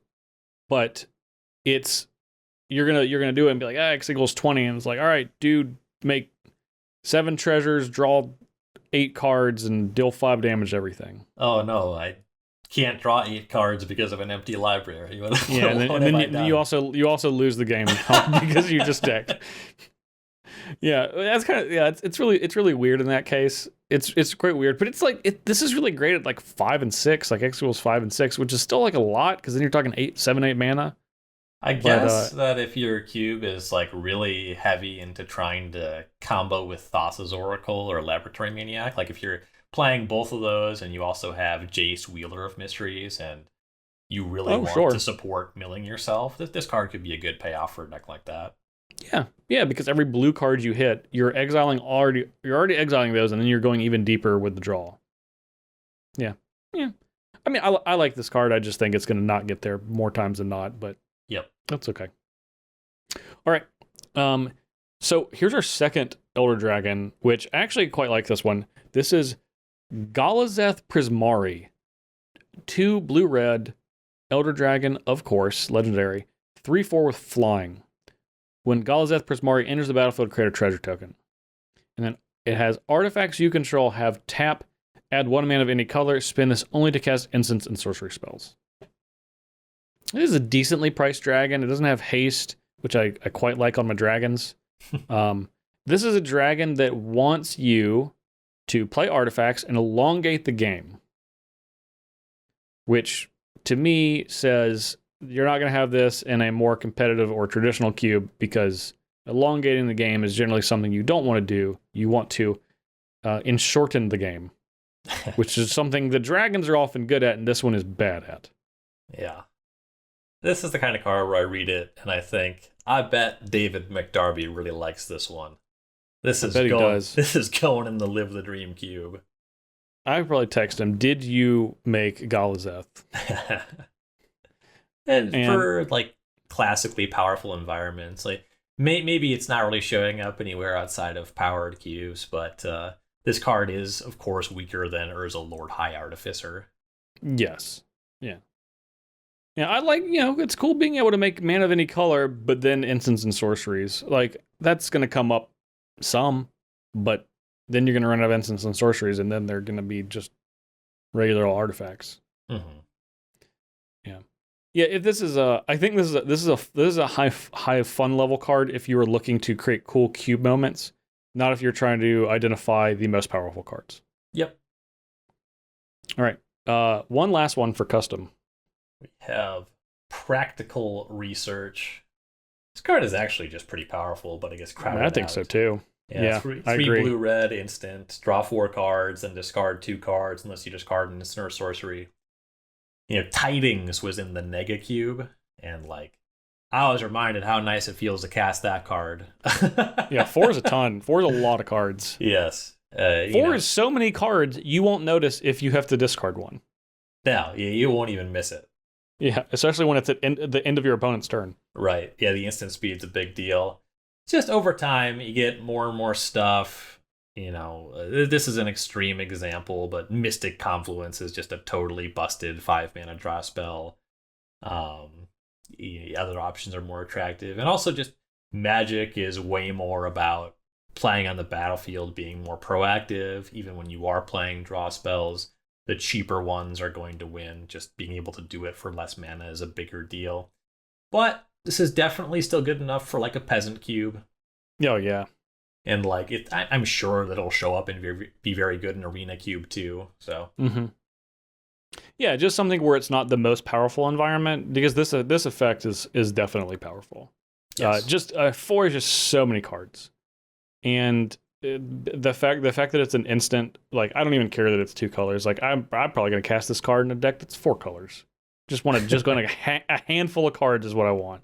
Yeah, so I'm all about this Practical Research. Also, notably, very few words on this card. Yeah, it was a quick read, so practical indeed. I was in immediately, yeah, for sure. They had lines for 3 whole lines of flavor text. They had space for that. It is nice flavor text too. Yeah, it's Let's great. Get the flavor. The twins. So the depiction is Will and Rowan Kenrith. The twins each research spells to defeat Extus in their own way. Will hit the library, Rowan hit everything else. It's great. And that's a great way to end it. We've hit we've hit 2/5 of the multicolored cards in Strixhaven. But there are still 3/5 to go, and let me tell you, there are a lot more cards to talk about. And they have a lot of words on them. Indeed. They're not quite as practical research is, but we are going to touch on all of those, so we're going to take a break and come back in just a moment. What's up, gamers? Taking a quick break from the pod here to let you know about the upcoming Magic set, Strixhaven School of Mages. Strixhaven is the most elite university in the multiverse. That means more elite than Tolarian Academy. That means more elite than Wizard School from Homelands. It's got them all beat. It features 5 colleges which battle it out with their own takes on magic. And from what we know about the set, that means we're going to see heavy representation of all 5 enemy color pairs. And for my money, that means blue-red cards. Obviously, it means wizards. There's more than enough to sell me already just there. And you can pre-order your Strixhaven Seal products now. Go to starcitygames.com/previews to do so. Strixhaven School of Mages. Magic goes to college. All right, it's time to math it up with Quandricks, aka green and blue. Now, we had talked about your least favorite card in Strixhaven, Prismari Command. So let's talk about your favorite card in Strixhaven, Quandrick's Command. I don't know if that's true, but we've now said it on the podcast, so we're going to clip this, and now it'll be true. Yeah, it's never stopped you before. That's when it won't in the future. So Quandrick's Command, 1, green, blue. It's an instant. You choose to return target creature or planeswalker to its owner's hand, counter target artifact or enchantment spell, put 2 +1/+1 counters on target creature, or target player shuffles up to 3 target cards from their graveyard into their library. So 2 big things stand out to me on this card. 1, you have 2 modes here. Return a creature or planeswalker to its owner's hand, or an opponent, or target player rather, shuffles up to 3 cards from their graveyard into the library. That's 2 abilities that are going to scale really well into high power environments because they play well against reanimator strategies or other decks that are maybe playing effectively out of the graveyard. It's definitely worth taking note of. But the mode that really drives it home for me, because it's reminiscent of Abzan Charm, it's just put 2 +1/+1 counters on target creature. Abzan Charm, I guess it's older than I would care to admit, but it costs green, black, white. It's an instant. You choose 1, exile a creature with 3 or more power, I think it is. Maybe it's mana cost 3 or more. Draw 2 cards, lose 2 life, or put 2 +1/+1 counters on target creature.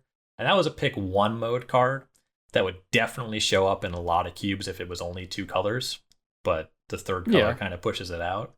And when you play that card, you choose put 2 counters on a creature very commonly. And I just think there's a lot of combats that are swung by that kind of effect. And if you're playing a cube where it's not uncommon for players to just control 2-3 creatures, try to get in good attacks, that mode and the bounce mode are going to swing combat very significantly as well.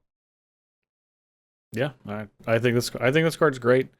It's something that I like in blue-green because despite the amount of power that it has, I feel like its trickiness is not where I want it to be, even though there's a lot of flash creatures that you have access to in blue-green.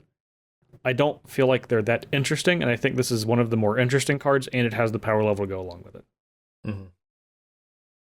So I'm on board. I'm on board with Quandrick's Command. There's no need to compare it to any other commands, but realistically, this is going to be a really impactful card in any way that you slice it. And like we were talking about a couple of weeks ago, the target player shuffles up to 3 cards from their graveyard in their library. That's going to be the least utilized facet of this card, but when it is utilized, it's going to be incredibly impactful, and it's always good when you're talking about commands to have one of those modes that, when it does come up, it's going to be really critical. Yeah, definitely. Cryptic Command, you tap your opponent's creatures the least often with Cryptic Command, but when you do it, you usually win the game. Yeah, that is you either win the game or it's a desperate time walk. But even that's worth a card. Exactly. So yeah, no, I'm all about Quandrick's Command. I like it as well. Okay, so one more for classically powerful, and I actually am a huge fan of this card. I think Decisive Denial is really great. Green and blue, it's an instant. Choose one. Target creature you control fights target creature you don't control, or counter target non-creature spell unless its controller pays 3. This is just good clean charm fun here. You only get 2 modes, but they're both pretty high impact modes. I believe that this is what Cedric and Patrick would call 2 good deals. Yeah. I'm happy to do either of these things a lot of the times. So this is a pretty easy slam dunk. It's also an uncommon, so you're gonna be able to make it into a lot of cubes, and it's gonna be very difficult for me to envision a scenario where these are both bad. Yeah. If this card doesn't do something, it's because you drew it too late, which is true of almost every 2-mana card. If you're getting your head beat in because your opponent keeps casting creatures and you keep not drawing creatures, that's the only time this is bad, and you weren't going to win the game regardless, so don't worry about it. Don't blame it on Decisive Denial. Yep. Yeah. Not a whole lot needs to be said about this card. I think it's pretty straightforward, but it is powerful. Like you said, two good deals is a good way to phrase it. Mm-hmm.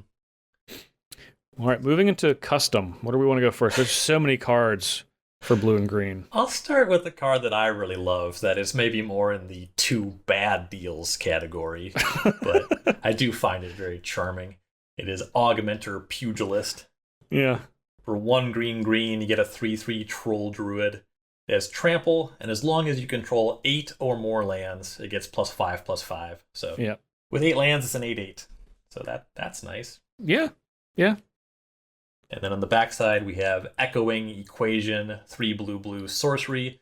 Choose target creature you control. Each other creature you control becomes a copy of it until end of turn, except those creatures aren't legendary if the chosen creature is legendary. So you're probably not even considering this card unless 3 mana, 3/3 trample with some marginal upside registers for you, which a lot of cubes are not going to touch that.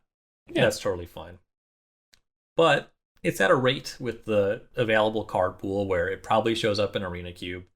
You know, that creature is not impressive. A beatdown deck is not really caring about getting to 8 lands, but you'll play this card enough of the time.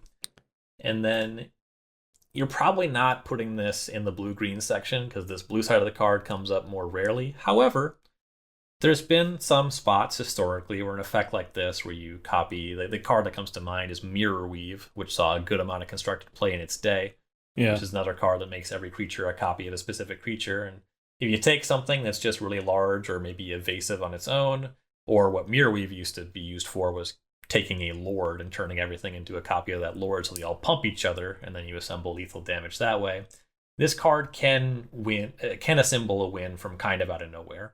Yeah, for sure. And I think because of that, it's fun, and you have a front side that's not embarrassing, and a back side that you're going to cast 5% of the time, and when you cast it, it's going to be great. Yeah, and like there's the lethal attacks with the big creature or the Lord, and then there's also some really funny things that I'm sure happen with more suboptimal clone targets as well. I'm sure. The thing that I want to clone is Lyra Dawnbringer. Because it doesn't care if they're legendary, and now you just have an army of massive angels because it's a legendary Lord that cares about other angels other than itself. So if you have like 2 tokens and a Lyra, you're gonna win the game on the spot. I always forget about the angel anthem part until I'm facing down what tends to be the exact combination of Lyra and Baneslayer Angel. Yes, exactly. And this is a 6/6 now, huh? All right. Yeah, but I honestly, Ryan, I'm right there with you on the Augmenter Pugilist. Is that how you pronounce it? Pugilist? I took a stab. I went with Pugilist. I think it's Pugilist. This is a regular word, so I know people will be like, I can't believe they don't know how to pronounce Pugilist. Hold on. I gotta draw a distinction here. This is a real word. It is not a regular word. It's a regular word in like the 1940s, probably. Yeah, we might be closing in on a century where this is gone out of the standard lexicon, but yeah, I do like this. I'm a big fan of Sylvan Advocate type cards, which is good because this is not the only one that has similar text. But even though I know this is not going to be good, I like to play cubes where this effect is good, where you're just like low stakes, just playing. You just want to play cards that you like, and then at turn 7, you're like, all right, I got my 8/8 for 3. Here we go. I'll be really turned off if this is in your cube next to like a Grim Monolith, you know, like if you just round out a high-powered cube with some dumpy garbage, like that sucks. But if your cube is all cards that read like this, I'm going to like that more than most cubes. Yes, I 100% agree. Yeah, so the cubes this is cool in, it's a cube that I like. So no, I'm for it. Well, let's talk about another card that has a lot of text on it, and maybe one that can help you get to those 8 lands in the custom. Jadzi, Oracle of... Here we go. Arcavios? That's what I would have gone with. So okay. Which is the plane. This is the plane that Strixhaven is on. 6 blue, the traditional mana cost for highly playable cards. It is a 5/5 legendary human wizard with 2 abilities. 1, discard a card, return Jadzi to its owner's hand. It also has Magecraft. Whenever you cast a spell or copy an instant, or sorcery spell, reveal the top card of your library. If it is a non-land card, you may cast it by paying 1 generic mana rather than paying its mana cost. If it is a land, put it onto the battlefield. Clearly very powerful, which is what you would expect from a 5 mana 8/8. And the backside... 8 mana 5/5. Yes, which is not nearly as good as what I said. 8 mana 5/5. And the backside is Journey to the Oracle. 2 green sorcery. You may put any number of land cards from your hand onto the battlefield. Then if you control 8 or more lands, like you would if you're playing Augmenter Pugilist, you may discard a card. If you do, return Journey to the Oracle to its owner's hand. Which I like, because then you can cast your Jadzi, which I believe is the very easy to understand way of how this card is supposed to work. Yeah, now, it is surprisingly easy to understand given how many words are on it. It is, which I'm commending them for. I'm definitely commending them for that. That it's like, okay, did you get to 8 lands? Great. Now you can cast your 5 mana 8/8. It also presents a question in your brain that immediately answers it. You know, you look at the front side and you're like, 8 mana, how am I supposed to cast this? How do I get to that? And you flip it over and you're like, oh, cool. I like cards that have their own little mini games, and the mini game here is cast the Journey and get to 8 mana. Now, is that good? No, I'd say rarely this card will be good. Is this card a fun card in a battle cruiser cube where everyone is just trying to play the biggest, flashiest stuff? Yeah, probably, because if you untap with this, you're going to go nuts. And your deck is going to be full of either cultivates or other gigantic flashy stuff, so why not? Yeah. Generally like a commander cube kind of thing. I could see it fitting in somewhere else too. I guess if you have kind of like a bounce land thing going on, you could make this work. Yeah, sure. There's a lot. It's a it's a powerful card, but it also costs 8 mana. Yes. So that's kind of the deal. All right, what do we got next? Let's take a look at Cayenne, Dean of Substance. This is another one of the transform cards, or not transform, rather, a modal dual face card. 2 and a green for a 2/2 legendary elf druid. Tap. Exile the top card of your library. If it's a land card, put it into your hand. Otherwise, put a study counter on it. So you would just exile it, and then it would have a study counter on it in exile. And for 4 and a green, you create a 0/0 green and blue fractal creature token and put a +1/+1 counter on it for each different mana value among non-land cards you own in exile with study counters on them. So a lot to parse there, but you're either Sure is. drawing lands or slowly creating, hopefully progressively larger tokens. Mm-hmm. Note on the potentially and slowly parts. Yes. On the backside, we have Imbraham, Dean of Theory. For 2 and 2 blue, we have a 3/3, a legendary bird wizard with flying. For X and 2 blue, you may tap it, exile the top X cards of your library, and put a study counter on each of them. Then you may put a card you own in exile with a study counter on it into your hand. So pretty inefficient card drawing ability there. Now, you may have heard of study counters before. It was many minutes ago when we were reading the front half of this card. Yeah, so if you have a cube where you could draft multiple copies, one works with the other. So It does. I don't know if we're talking about a non-singleton commander cube, but yeah, we can do that there. I can't envision myself ever drafting or playing this card, just because it's so much doing nothing. Yeah, I also just realized that I said the words non-singleton commander, which doesn't even make sense. That's not anything. It's never. Yeah, I believe what you were trying to say. If you're playing kitchen table Magic and you are not listening to this podcast, Yeah. yeah, I mean, I think that there's a lot of interesting things going on, and they all cost entirely too much. Like every single part of the card, like just maybe if this was a 2/2 for 2 with that ability, Quite inefficient. yeah, it's very inefficient. I mean, eventually, look, if you have like a training grounds cube, where you have like 4 copies of training grounds in your cube, and then a bunch of creatures that have activated abilities, this is probably pretty cool. But in a cube where you are simply casting cards for what they say and you have one of each of them, this is going to be a tough sell for me. Yeah, I agree. Okay, here's a card that I quite like though, and this is actually closer for me than maybe it is for some people to being in a more of a classic style cube, and that's Quandrick's Apprentice. This is a 2/2 for simply blue and green, a human wizard. Only one ability, Magecraft. Whenever you cast or copy an instant or sorcery spell, you may look at the top 3 cards of your library. You may reveal a land card from among them and put the card into your hand, put the rest on the bottom of your library in any order.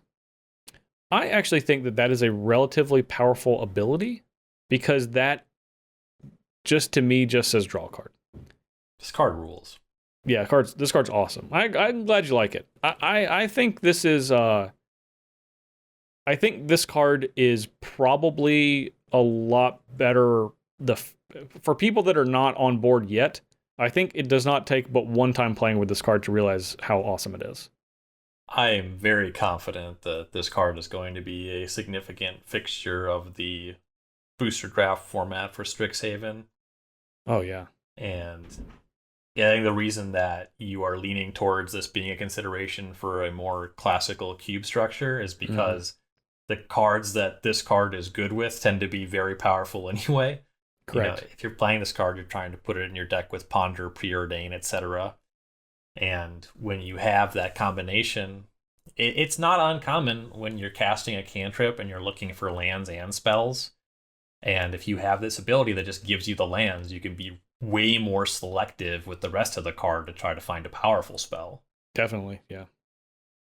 The card combos with just about everything is the thing. Like everything that you would be doing, and even if it doesn't, even if it's just like a kind of off random instant or sorcery, that's the base, and you're still looking at the top 3 and grabbing a land.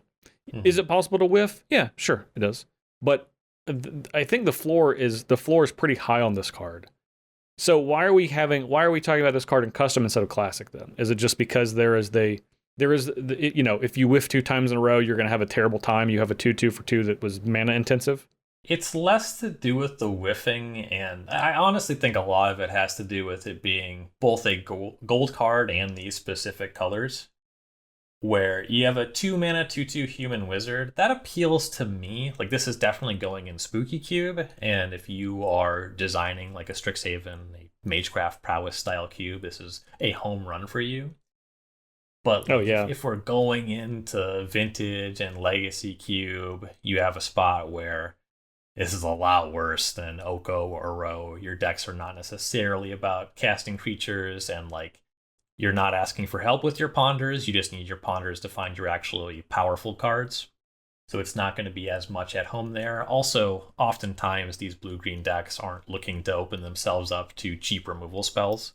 They're trying to be a little bit more of the upheaval style thing, or like decks that generate some value and go off with Craterhoof Behemoths. So they're not quite there. And then on the other side, we made some exceptions talking about like Arena Cube level power level. The problem there is that the cheap spells just aren't as good. Yeah, that's definitely true. And less plentiful.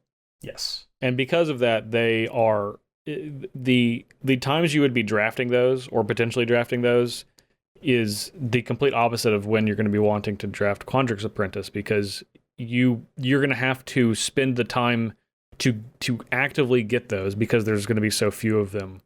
And we couldn't even not be talking about the 1-mana cantrips, but even something like, like Chart a Course or stuff like that, you're still going to have to target those for those type of environments to make this worthwhile. And like you said, it's to me, it is the lack of wanting to play on the board and playing a 2/2 for 2 that doesn't ramp you or have some sort of significant ability for that mana cost compared to everything else you could be doing in blue-green is what keeps it out. Mm-hmm. But I really like the card. It's more about competition than it is about the playability of this card in isolation. Yes. Yep. All right. What do we got next? Let's talk about Zimone, Quandrick's Prodigy. This is another uncommon blue and green for a 1/2, but it's a legendary human wizard. You pay 1 and tap it. You put a land from your hand onto the battlefield tapped, or you can pay 4 and tap it to draw a card. And if you control 8 or more lands, you draw 2 cards instead. Hello, Pugilist. There it is. Yeah, there's your combo.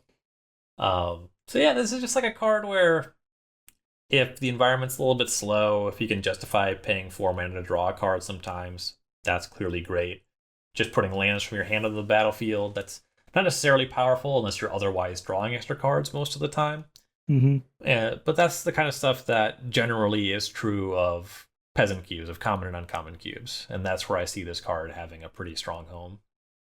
The thing that I really like about this card is because, at this point, a lot of the cards that we have talked about in the blue-green section is something that you can actually build a blue-green section of a lower-powered cube on, and I think you are creating a very fun environment if you do. Like if we have this, if we have Jodsy, if we have the Augmenter Pugilist, like that's a solid start for being able to have a very clear identity, which is really great because this is just out of one set, and a lot of times you're not able to take the 2-color identity of a single set in Magic and say, I want to translate this to Q without breaking like a singleton rule. And I think that we're pretty far down that road. And being able to just pull a couple of other ones in, if you have something like this, then you have a very powerful card in Growth Spiral that it becomes a lot more attractive because you're actually trying to get to that like Magic 8 number. And if you're having a lower power cube, then you now are being able to flesh out an entire archetype for your blue-green color combination. And from that angle, I like this card, and I like a lot of those other cards a lot more. I also personally believe that tying some traditionally powerful effect to some kind of archetype or deck structure that requires a bit more investment tends to make the gameplay more compelling. And what that's going to be here is mana ramp, but tied to specifically a deck that plays extra lands. When you have like a really powerful green ramp deck in Vintage Cube, you're usually cutting lands because you have a lot of cheap stuff that gives you extra mana. But then I'm talking about an environment where instead of Llanowar Elf, you're looking at something like Arboreal Grazer, and you'll play extra lands. And so the experience is a little bit more unique. And also, you're kind of required to do this thing to make all your cards work. Yeah. And so it's less just like, oh, this is a powerful card, I'll put it into my deck because that's what you do with powerful cards. Yeah, but you also but with these cards also provide the payoff within the card too, which is really great. Yeah, Zimone having kind of the split thing where it helps you ramp and then also rewards you once you get there is a really important part of making decks like this actually appealing. For sure. I'm impressed that they fit the abilities that they did with the least number of words, because they seem to just want to just load them on there for no reason. Yeah, we got Not flavor so with this text card. again. Yeah, I know. Yeah, but that's like, so as I'm going through this, especially on these multicolored cards, I'm like, I found the cards I like more are the cards with flavor text, but I don't believe it has anything to do with their flavor text. Yeah. So another card with flavor text, it's just they're just less tiring. Another card with flavor text, Aether Helix, 3 green-blue sorcery. Return target permanent to its owner's hand, return target permanent card from your graveyard to your hand. This is just great common uncommon cube. Mm-hmm. I'm all about this. Yeah, definitely. 100% agree, and that's probably about where the consideration starts and ends. Yeah, exactly. Yeah, you're if you're limiting your rarity, I think this is good. I think once you open it up to rares, it's going to get outclassed pretty quickly, but this is it's 2 overcosted effects, but they're also 2 effects that you generally want. So having them on one card, I wish this cost 4. I think it probably could have cost 4 as a sorcery, but either way, I'm still probably happy to play this as 5. Mm-hmm. For another lower rarity environment card, we have Eureka Moment. It's a common for 2, a green and a blue. It's an instant.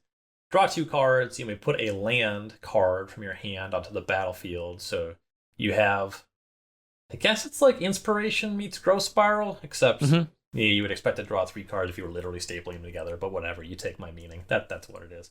But yeah, this is a nice card for your blue-green deck that's trying to draw extra cards and ramp, which is sort of the historical lot for blue and green decks. Looks awesome for Pauper, and I will say that blue-green is the gold card section that is usually the hardest to flesh out in Pauper because so many of the cards are just terrible. Yeah, they're just very, very dumpy. Yeah. I think with these you're getting some clearer identities. So, yeah, I like this card for all the reasons that you said too. Like, its power level is clearly capped, but I mean, Inspiration with upside of being able to put a land into play is just fine.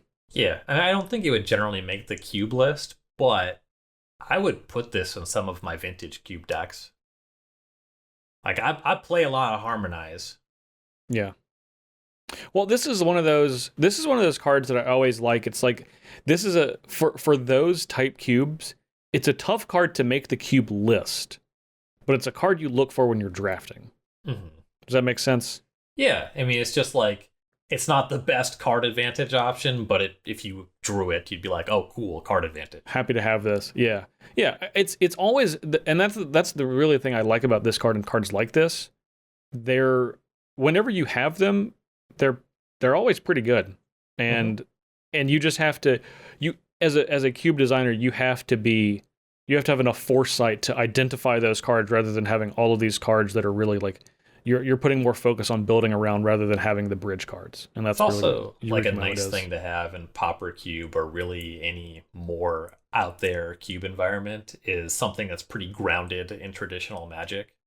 Like the more people have to read the cards, and especially if the abilities are really unique, it's just kind of like tough to get a handle on it until you see the games play out. But drawing extra cards and making extra mana, like even if it's not the specific card you're used to playing, like you can see how this card is powerful. Yes, exactly. Another simple one we have is Biomathematician. This is 1 green-blue human wizard 2/2. When it enters the battlefield, create a 0/0 green and blue fractal creature, put a +1/+1 counter on each fractal you control. So if you happen to have more cards with fractals, and there are a couple that we've talked about here, this card at its base level is giving you 3 power across 2 creatures for 3 mana, which is always a solid deal. And I'm mainly talking about this for lower powered cubes. I think this is an instant staple in a commons only cube. This card's awesome there. Yeah, there's just like a lot of 3-mana 2-body creatures that make the cut in that environment. And the blue and green cards kind of suck. So yeah. Well, and they do in a way that they don't, because it's stuff like Growth Spiral where their power is tied up in and it's not playing to the board, and you really need to do that in those environments because it is a lot of board control. It's a lot of creature combat, and being able to do that across 2 cards for a single card and 3 mana is just, I mean, that's always going to be great. So this card is snapped off in there. And some common uncommon cubes, depending on kind of what else you're doing. If you got a little extra token theme, I think this card's great then too. All right, now for a card that has gotten really negative reviews because it's not really that powerful, but I actually love it because it's not that powerful. Because when I see 1 blue-green casting cost on a Planeswalker, I'm reminded of the worst competitive Magic experience of my life. Yep. We have Kasmina, Enigma Sage. It's a 2 loyalty Kasmina Planeswalker, static ability. Each other Planeswalker you control has the loyalty abilities of Kasmina, Enigma Sage, which are as follows. +2 loyalty to scry 1, -X to create a 0/0 green and blue fractal creature token, put X +1/+1 counters on it, and -8, search your library for an instant or sorcery card that shares a color with this Planeswalker, exile that card, then shuffle. You may cast that card without paying its mana cost. Now, this card is not particularly powerful, not very high loyalty. The fractal, to the extent that it can protect the Planeswalker, is very small. You can only make a 1/1 right away or spend the whole card for a 2/2. Scrying 1, not very powerful. The big thing that this card does is the combination of having a +2 loyalty ability and then giving that ability to your other Planeswalkers. And where I would like to see this, the kind of thing I'm interested in, is in a cube that uses Planeswalkers as a theme. There are cubes that are heavy on Planeswalkers. Very commonly, it's just because they're powerful. You know, maybe the whole idea is this is a control deck. Control decks are better when they have a lot of Planeswalkers. But this can really make you care about the card type Planeswalkers. You know, just what Planeswalkers get a lot better if they suddenly have a +2 loyalty ability tacked on to them. Mm-hmm. Generally, that's going to be a lot of stuff from War of the Spark. You know, just being able to get up loyalty on cards that maybe tick up slowly or only tick down. And then also, if they have a lot of loyalty, then they'll gain Kasmina's other abilities, which maybe using some other high loyalty Planeswalker to make a fractal is something that comes up. And this card really shows up in cool thematic ways in that style of deck, which often Planeswalker decks are lacking. Oh, sure. Well, I certainly agree with that. I think that that's something that is going to be true about Planeswalkers probably until the end of time. Mm-hmm. And you have this one card that I think is pretty interesting. And I guess Nicol Dragon God is another one. It's the reverse of that, where that card steals the other card's abilities, but I think it's still kind of in the same realm of what you're discussing. Mm-hmm. The only problem is I'm actively disinterested in playing that cube. There's some really tough balance things, and I think that if you've ever played War of the Spark Limited, you're pretty aware with what those are. Yes. Like deliberately powered down aggressive decks, so you get to do the Planeswalker thing, but then Planeswalkers, by their nature, they snowball, so it's not always that engaging. Yeah, War of the Spark Limited was exhausting to me, even though I think that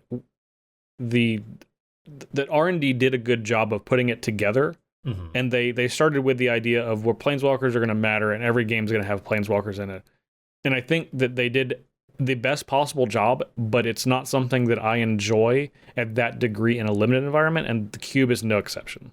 Mm-hmm. If I could snap my fingers and I could remove Planeswalkers as card types from the game, but keep all of the qualities and benefits they brought as characters and as marketing tools and as reach for the game, I would do that in a second. But you can't have one without the other. I just would not do that. I mean, I like Planeswalkers. Some of it is what you said is they really matter in terms of marketing or whatever. But I mean, they're critical. That Planeswalkers really made the way control decks play against aggressive decks far more interesting. Like, I think that modern Magic benefits more from Planeswalkers than Wrath of God. Yeah, but I think that it's way too easy to over-tune them and make things extremely complicated. Yeah, and the numbers are wrong on a lot of Planeswalkers. Like, Yeah, they are. Problematic It's very easy to do, and that's going to continue to happen. Like, it's not like that's over now. It's like, oh, we got on the other side of Oko. Well, you may not have Oko again, but you're gonna have other like problematic cards, and it's just too easy to do that. And it's more that it makes it's fun to have the really long and involved and intricate limited games, but it's not fun to have those games 10 times out of 10. I agree. However, you made a point last week or 2 weeks ago, I think, about being willing to sacrifice constructed formats for Cube's benefit. No, that's definitely true. And I think that applies to this conversation too. I'm willing to push the boundaries in making interesting Planeswalkers, because in Cube, if they're too good, we just put them in the washing machine. Yeah. No, that's the thing. I agree with everything you said about Casmina. I just think that the tools that we have currently to make that work would not be fun. But I do believe those tools could exist in the future. Sure. How about that? It's something I haven't fleshed out. You get a couple other things, like Oaths, I think, can be kind of interesting. But you're right, like, asking yourself what the other decks do, and if it's just Planeswalkers going back and forth, then it kind of follows logically that the ones that make tokens or the ones that have -X, like destroy a Planeswalker somehow, are just going to be the best cards. So it is tough to flesh out. That's a very fair point. Yeah. And it's just like, I mean, like, I believe I like the design of this card, but the request that is asking of you to make this an interesting Cube card, I don't believe, in my opinion, is possible to make an environment that I wanted to actively play more than once. I hope that somebody proves you wrong. I hope they do. I legitimately hope they do too. The thing is, like, I like Planeswalkers at their best, but I despise them at their worst. Okay. One last card for custom, and I think this is a card we probably both are a fan of. This is Quandrick's Cultivator. 1 blue, hybrid blue-green, green. The famous creature type Turtle Druid is a 3/4. They're hitting all the right notes. When Quandrick's Cultivator enters the battlefield, you may search your library for a basic forest or island card, put it on the battlefield, then shuffle.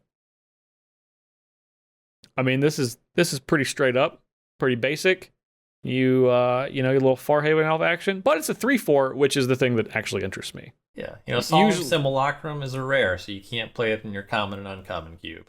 Yeah, 3/4 is pretty huge. Usually you get like Farhaven Elf for 3 mana, and it's like a 1/1. Yeah, and those cards are always like semi-reasonable.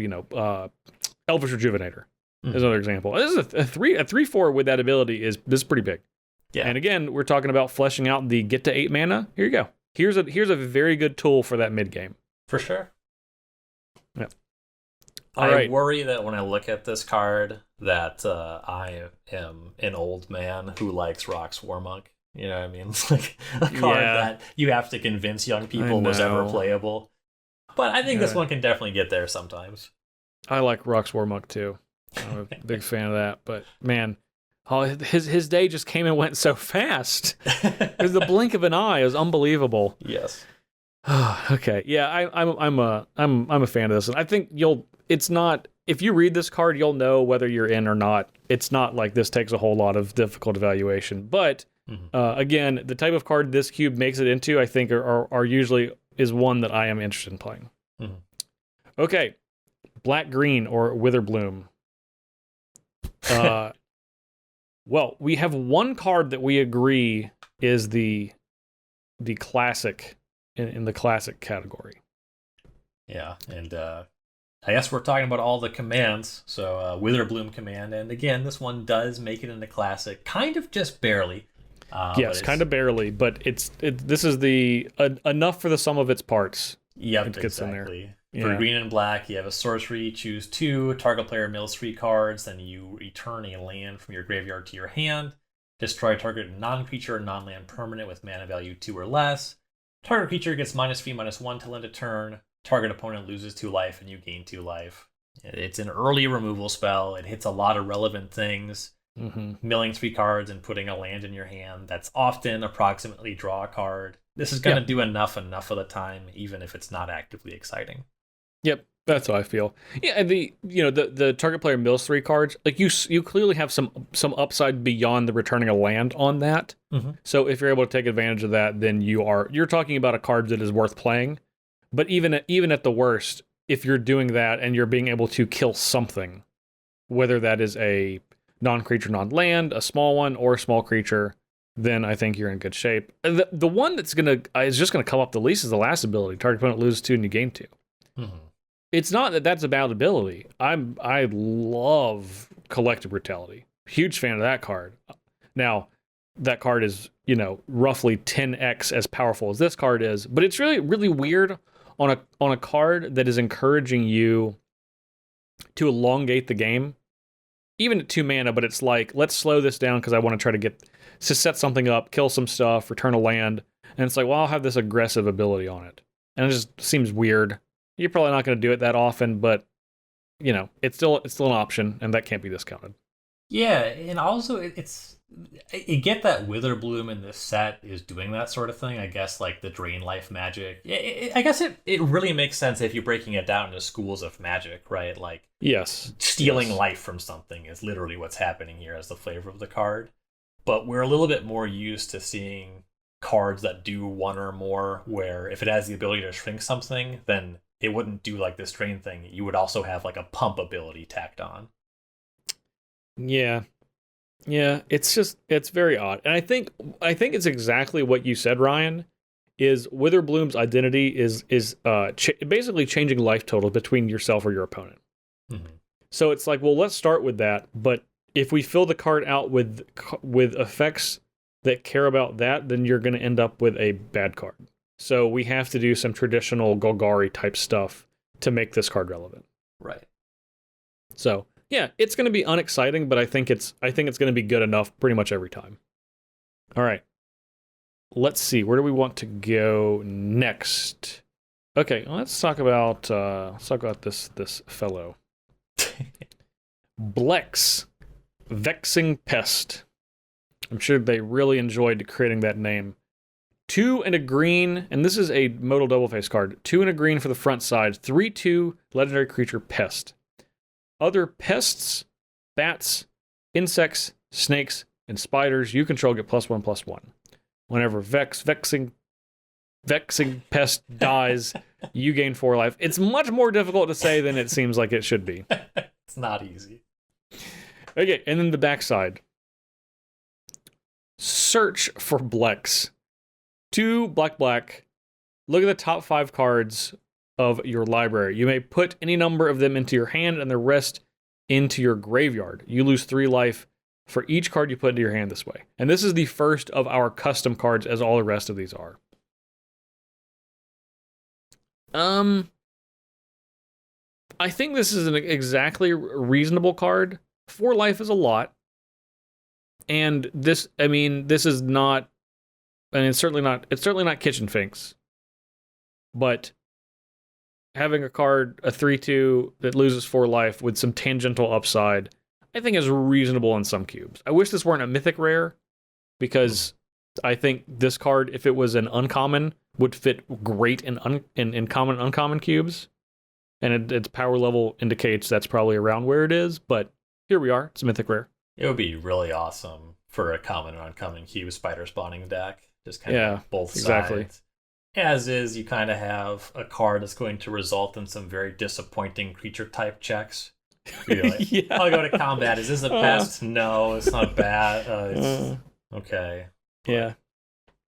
Yeah, and I don't think that there's enough of any of those. Ryan literally said what I was going to say. If this, which is why I was bringing up its rarity. If this was an uncommon, it would be super sweet in a cube with spider spawning, because then you're all in on this card. If you can draft spider spawning, you're gonna be able to get Blex. Not like super late, because I think at an uncommon, the power level is more appropriate. But even still, then you have 2 sides that are like really great with that card. But as it stands, that's meh. That's kind you of want low power. I'd love to see it in a pack. It probably won't be showing up in any that I curate. Yes, yeah, I agree. All right, what do we got next? Culling Ritual. This Card's a little wild. So it is a 4-mana sorcery. Cost 2 green black. Destroy each non-land permanent with mana value 2 or less. Add green or black for each permanent destroyed this way. So you destroy tokens, you destroy cheap mana rocks, you destroy little creatures. Kind of a lot of stuff that this destroys. At 4 mana, you're paying a bit for that, but there's going to be situations where this completely resets your opponent, and then you get mana to show for it too. It's kind of difficult to plan a game around this card, at least in the way where it makes sense to put this card in the queue. Like, you can do stuff where you support this with tokens and like a sacrifice theme, and it's going to create some really cool stories. Like, yes, you make so much mana. Like, obviously something big can happen. Yeah, if you cast this, you kill some things and you cast a Planeswalker, that's a good story. Mm-hmm.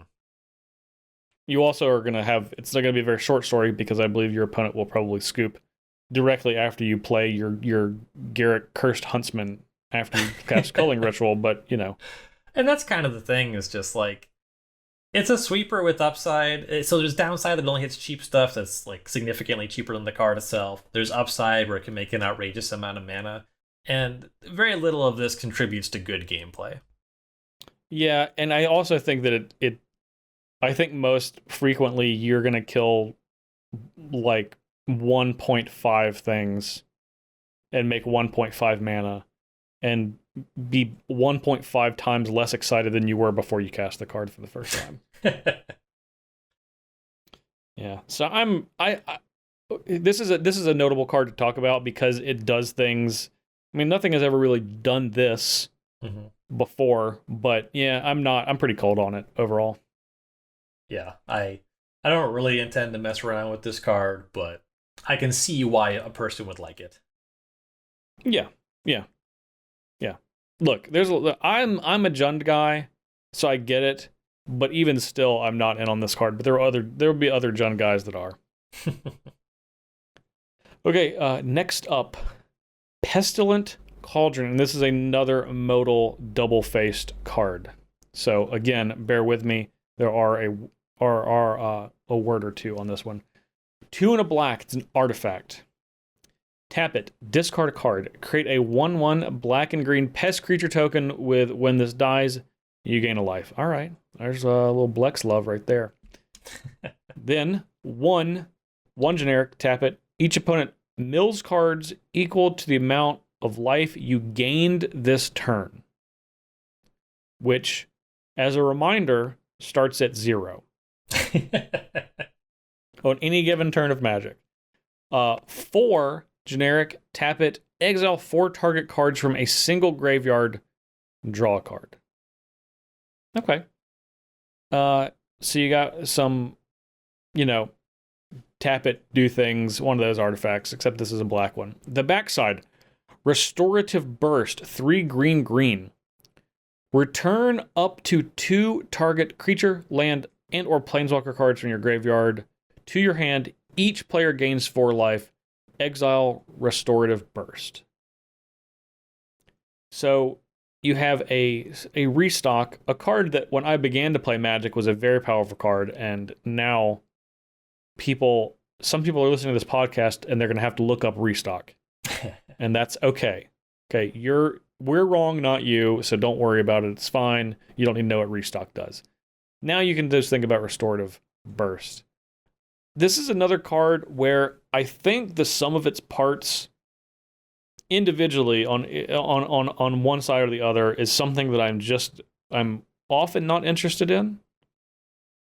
But Restorative Burst, it's undeniable that like a double regrowth is often good, and if you're the one casting that, you do not care that your opponent is gaining 4 life. You're much more interested in you gaining your own 4 life. Mm-hmm. Good chance if you're putting this in your cube is because you care about a discard outlet. Maybe you have a life gain mill deck with your Witherbloom commands really going to propel that one. And, yeah. Kind of a draw card graveyard hate thing. It's a cool card. You'll know if it's for you. Yeah. I think if you like just, you know what? this is if you're focusing on that getting to 8 lands type deal, you might be in for this too. Yeah. Okay, what do we have next? The black and green Dean. We have Valentin, Dean of the Vein. It's a 1-mana 1/1 legendary vampire warlock with menace and lifelink. If a non-token creature an opponent controls would die, exile it instead. When you do, you may pay 2. If you do, create a 1/1 black and green pest with whenever this creature dies, you gain a life. On the backside, 4-mana 4/4 Lisette, Dean of the Root, legendary human druid. Whenever you gain life, you may pay 1. If you do, put a +1/+1 counter on each creature you control, and those creatures gain trample until end of turn. So you have 2 cards that are actually like solid if you have a life gain theme. Yeah, I think these cards are actually just pretty reasonable. Yeah, and Valentin I like quite a lot because there's just a lot of cubes. Like some of the best cube creatures of all time are creatures that pop back out of the graveyard. Like Scrap Heap Scrounger, for example. Bloodgash shows up a lot. And the ability to just like have a pretty decent body that's cheap and shows up and can exile that is pretty powerful. Yeah. I think menace on very cheap creatures is something that is overlooked often. And this is going to get in for like, if you play this on turn 1, you're going to probably get a decent amount of damage in. And then when you stop being able to profitably attack with this, it's because your opponents have creatures, and that is when the second part of this ability becomes relevant. Yeah, and even if it's just normal creatures dying, being able to pay 2 mana to convert those out of their graveyard into a 1/1 for you, I think is pretty great. Yeah, I like this card a lot. The reason it's, to me, the reason it's in custom instead of classic is because, again, competition in black-green is going to be very hard to come by, and this does take a little bit of time to get going to make it relevant. And for the backside, Lisette, you do have to be doing some sort of life gain, otherwise it's a 4/4 for 4, which is not embarrassing, but it's a legendary 4/4 for 4 is going to make approximately 0 out of 100 cubes. Yes. You know, you wouldn't play this, you wouldn't even play a generic legendary 4/4 for 4 in a commons only cube. So. Well, I wouldn't. I'll say that. I don't want to say it. No one would. You already have that card. You already have some of those cards. There's already a couple of those that exist. They're Baloths, by the way. Yes. This is a human druid. Either way. Yeah, I like Valentin. There it is. Valentin, Dean of the Veen. I believe is the appropriate pronunciation. That sounds right. Okay, what about a big old dragon? How do you feel about big, really gigantic dragons, casting cost-wise? This is my favorite card to read in the entire set. Okay. Do you want to read it? Yeah. Let's okay, have at it. Beladros Witherbloom. This is a 7-mana 4/4 legendary elder dragon, 5 green-black, or black-green, I guess. Flying. At the beginning of each upkeep, create a 1/1 black and green pest creature token with whenever this creature dies, you gain 1 life. Pay 10 life. Untap all lands you control. Activate only once each turn. Do not even think about paying 20. That's a hell of an ability there. That is by far my favorite line of text in the set. And obviously, that's a commander thing, where you start with 40. But that's why it's on there. Having the 10 life cost and the saying you can only do it once, that just tickles me. That's lovely. Yeah. I mean, I get it, though, because that is on there for commander, because it is not difficult to get significantly more life than that. So that could prove to be very problematic. But in a traditional cube environment, I think if you are a cube that you're like, you know what, I'm still rocking Verdant Force, 1, good for you, and I'm sure your cube is a blast. I'm not saying that sarcastically at all. But Beladros is probably also pretty sweet in those type cube environments. Mm-hmm. If you're willing to wait to like slam down a Elder Dragon, a 4/4 flyer for 7, and then make a 1/1 every turn. I mean, those effects are powerful. I'm a big fan of like Tindershoot Dryad. Now, Tindershoot Dryad makes three threes after about a turn, but that's neither here nor there. And yeah, this is a card with a high fun ceiling, which is something that we've talked about. Yes. Okie dokie. Moving on, let's talk about a card with a casting cost that I love, and that's Daemogoth Woe Eater. 1 black, green hybrid, green. It is a 7/6 demon. At the beginning of your upkeep, sacrifice a creature.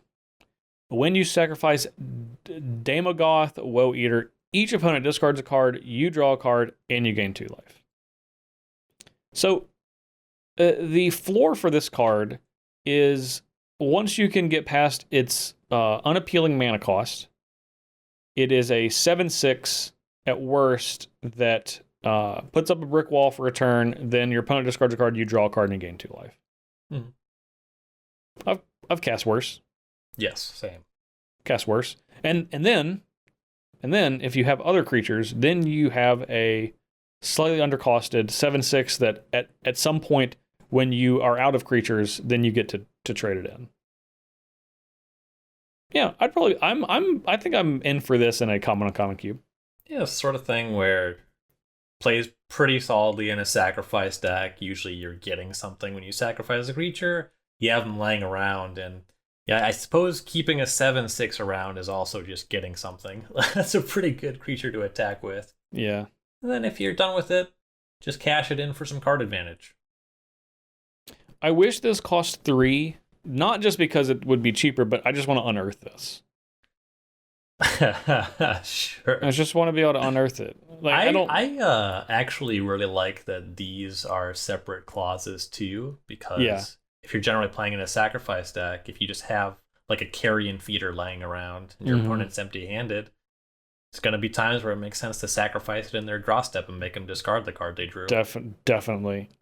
First of all, that doesn't have to be good for me to do it. No. I'll do it the first chance that I get.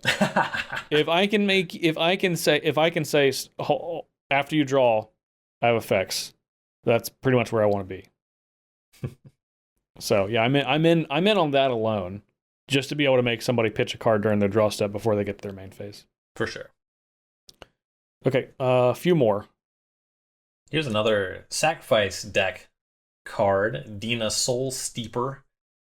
2 mana, a green and a black for a legendary Dryad Druid. Another easy to say expression here. It's a 1/3. Yeah.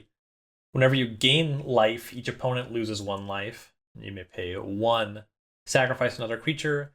Dina Soul Steeper gets +X/+0 until end of turn, where X is the sacrifice creature's power. So it's a sort of thing where your opponent, like, they need to block in a way where, you know, if you have creatures laying around, particularly if there's a decent amount of power, they don't lose too much in the exchange, which I guess you're sacrificing other creatures. So that's not always the trickiest thing, but where it gets really interesting is there's only so many Blood Artist effects. And Dina is not explicitly a Blood Artist or a Zulaport Cutthroat, but if you already have 1, that causes you to gain life, and then Dina will trigger, and the opponent will lose an additional life, which is pretty nice. Oh yeah, and when you are talking about those little pings, that actually starts adding up pretty fast. Yeah, adding 1 to 1, you know, really it's like if you were looking at that and all of those are 2 instances of 2 instead of instances of 1. I think that is relevant. And I also like the 1/3, and its ability it's not irrelevant. You know, that's a tough card to block because it has a high toughness, and it can relevantly deal some damage on a board that is sort of gummed up because you're always going to have the most profitable attacks and blocks. So yeah, I'm in for Dina. I like that. All right, I'm going to take a super easy one, but, you know, a little more interesting on the life gain facet, and that's Mortality Spear. 2 black-green instant. This spell costs 2 less to cast if you gained life this turn, and simply destroy target non-land permanent. I mean, this is reasonable for me in a common uncommon cube, life gain or no. Yeah. I don't care if you gain life. I'll just pay 4. Decent removal spell, just as a baseline. And it's also part of a broader theme that we're seeing a little bit more of, and there's a good amount in this set where the life gain style decks are getting some stuff that gives you a discount on mana, or like just a reason to be playing life gain outside of just gaining life. And that's really what you need to make that kind of deck interesting. And it's maybe not the most appealing thing to put this card in your cube and like have it alongside classically powerful removal spells. Like, this is in the same pack as Putrefy, Abrupt Decay, or even the Saga. What's the green-black 4-mana Saga that destroys a non-creature permanent? Binding of the Old Gods. Yeah, Binding of the Old Gods. Yeah, like this card is generally going to be worse than Binding the Old Gods, but if you just kind of have it set up where you limit that kind of effect and you kind of force people into positions where if you want the best version of the card, you have to be playing the life gain deck, then that makes the draft lanes more interesting too. Yeah, definitely. And I mean, on top of that, there's value to just being an instant.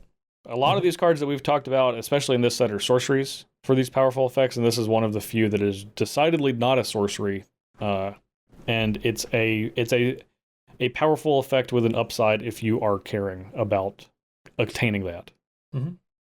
So, which, like we said, you definitely could be in lower powered cubes where I think it is more realistic. It's tough in a higher power cube, and that's kind of why this is in the custom section, because you are never going to be able to go out of your way to make this cost 2 in a competent deck, because something where you're gaining life actively is generally not going to cut it. But in the lower powered cubes where you can focus on that, then you have a very powerful spell if you're casting this for 2 mana. Absolutely. And the 2-mana spell that is sometimes powerful, why it earns the custom distinction here. Rushed Rebirth, also decidedly not a sorcery, it's an instant. Choose target creature.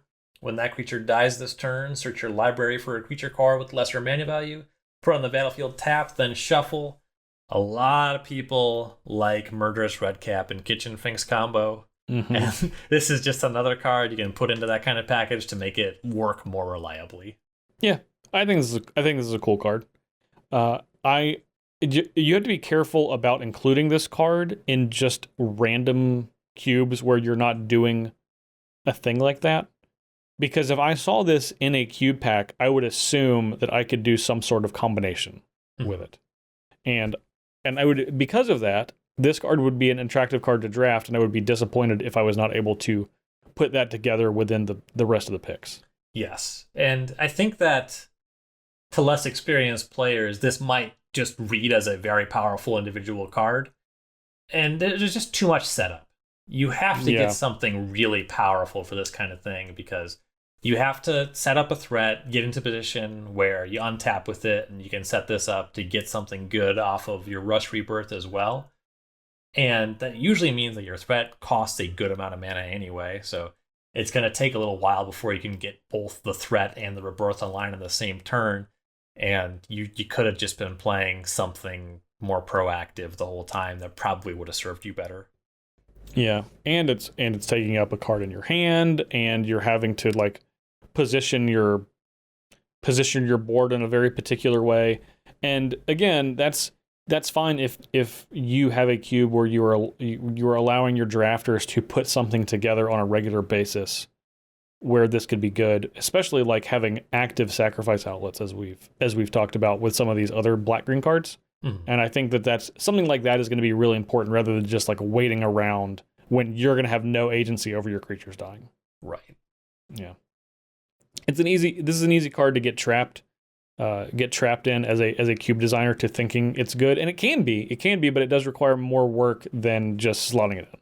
Yes. Okay, any other black-green cards? Believe that gets us through the Witherbloom. Oh boy. Well, that leaves one final 2-color combination, but before we get to black-white, we're going to take our last break and come back in just a moment. Listen up, gamers. Taking a break from the pod to let you know how you can qualify for the Strixhaven Championship. That's right, the SCG Tour Online is back, and we're giving away cash prizes, tens of thousands of MTG Arena gems, MTG Arena Weekend Qualifier invitations, and Strixhaven Championship invitations. Go to scgtouronline.starcitygames.com for event information. The road to the Strixhaven Championship begins here with the SCG Tour Online. All right, Ryan, in the home stretch, we have black, white, and, I think, and I'm saying this now, I think black, white, of all of the color combinations, probably have the least lines of text on them. So I'm not unhappy that it's last. But I will start with one that is not the case because we have another modal double face card. And that is Shiley? Shale? I think it's Shiley. Okay, I was leaning Shale. Shale? Okay, so it's probably Shile. Dean of Radiance. On the front side, 1 white, 1/1, a bird cleric with flying and vigilance. And you can tap it to put a +1/+1 counter on each creature that entered the battlefield under your control this turn. A 1/1 for 1 flying vigilance with a relevant ability. I think that's quite solid. And then the back, Imbros, Dean of Shadows, 2 black, a 4/4 human warlock with the ability tap, put a +1/+1 counter on another target creature, then Imbros, Dean of Shadows deals 2 damage to that creature. And then whenever a creature you control with a +1/+1 counter on it dies, draw a card. If you are doing any sort of +1/+1 counter theme in your cube, this is obviously a slam dunk. Either of these two sides. I feel they're both pretty powerful. Both sides of this card are just fit to print with the Magic the Gathering back, the deck master on the back. They're just it's just 2 good cards. Yeah, it is just 2 good cards. Yeah, I think the only time that this doesn't is because black white is, I would say, among the most efficient for 2 color combinations as far as like mana efficiency for what it's doing, and most of the time it's removal spells, which is going to be the rest of the cards that we're going to be talking about in the classic section. So it's only from a comparison sake that I would think that this would be tough to make it in, but I do think this is going to be more interesting than the majority of the black-white cards you could have. Mm-hmm. And like Ryan said, these are both just super reasonable cards on their own. And when you putting them on one card, like we talked about with a lot of the other modal double face cards, this is a great card. There is only one thing that does not sit well with me about this card. What is that? So the front side we have a cleric. Yep. On the back side we have a warlock. Yep. So it would be pretty cool to have a card that could be a cleric or a wizard in a deck that cares about controlling a cleric and a wizard. There was some kind of mechanic that cared about that sort of thing that was called Party and recently featured in a set. So I'm a little bit miffed, though you have said previously, and I agree, that in general, black should have warlocks, less so wizards. Mm-hmm. I just want that modality. Yeah. I think that's fair, but I think hopefully this is a phrase that will come back, and in the future it will be less meaningful because they will have kind of back-built the support by putting a lot of these warlock creature types on cards and then giving you the tribal payoffs later, but it just doesn't exist yet. Right. So we'll see. But outside of that, what do you think? Card seems great. Yeah. If you can cast both sides, you have a 2-drop that's just really powerful. It pumps your future creatures, kind of a living anthem, and it gets to attack the whole time too. So if something else is pumping it, or if you put equipment on it, that's really solid. It has some evasion. Mm-hmm. Then 4 mana 4/4. You were talking about that with one of the other Deans. Like, obviously, it's not super great, but you have some relevant text on that one too. It can be used to destroy opposing 1 toughness creatures because you put 1 counter on it, but you still do 2 damage. It can be used just to grow some other creature of yours, or if you have your own 1 toughness creature, you can kill it to draw a card. So there's a lot of powerful stuff going on here. And if there's no other creatures, It's just a 4/4 for 4. Yeah. Which is a super reasonable type line with a lot of upside built into the rest of the card. Mm-hmm. Yeah. I'm a big fan. All right. Next, the card that I think is a little bit more difficult to evaluate, but even if you don't get it exactly right, there's a lot to like here. It's Blot Out the Sky. For X, white and black, it's a sorcery that creates X tapped 2/1 white and black Inkling creature tokens with flying. If X is 6 or more, destroy all non-creature, non-land permanents. So that's going to take care of Planeswalkers, any stray artifacts, enchantments. And X 2/1 flyers with a startup cost of only 2. You can get a lot of power here. The reason the card's a little bit difficult to evaluate is because you can't always create that many tapped creatures and be able to come out ahead over the course of 2 turns. Like, sometimes you just really need those cards to block right away. But it's a lot of power for not that much mana. You can get just a ton of power that way. You can destroy some meaningful cards. Leaving creatures behind means that sometimes you are just going to get killed. You know, if you're really behind in a creature race, the card can't really always help you, but it still is pretty powerful. I consider the 6 or more flavor text on this card, like, it can happen, certainly, but this is a tough sell for me on to just fit into any cube. I think that what is the best case realistic scenario? I'm paying 5 mana to get 3 2/1 tapped flyers by spending 2 different colors of mana. Like, is that like a realistic scenario? At 3, it's at 3 mana and you're making 1, it's terrible. At 2 mana, it's a card you wouldn't play, but you're playing because it's situationally good. At 3 mana, it starts to become reasonable. At 4, it's good, but then you're saying, well, if I'm planning on casting that at this point, what else could I have been doing with this draft pick? Like, what was I picking this against? I suppose if you are, I guess if this is good, it's going to get picked higher, and then it's not going to, it can't theoretically, like mathematically, end up being as good as it was to be picked. And if this is in a classic cube environment, which is why I'm bringing this up. And if you're getting it late, then I'm not sure how it's making the cube. I suppose that is kind of the idea of gold cards. They should draw you into a color pair. Yeah. On and that this front, is an X. though, This is X black white. So this is like a draft me, make me a key part of your deck. Well, I do think that this card does what an Orzhov deck wants to do.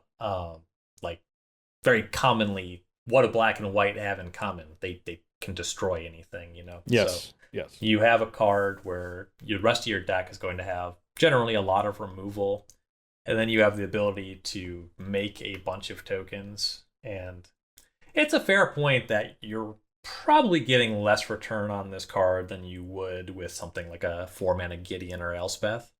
And those tend to be appropriate for most cubes all the way up to vintage. So yeah, there's a lot going on there. I do think that the 6 or more mana is not necessarily flavor text. Like, if you get into a position where you fall behind a Planeswalker against a Planeswalker or 2, this card can meaningfully play catch up there.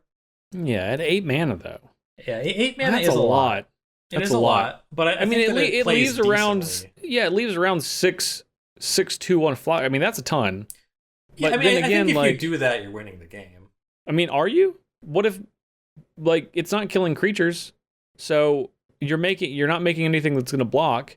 You're destroying non-creatures. Like, I feel like it's a very specific scenario where it's going to be like a sledgehammer moment.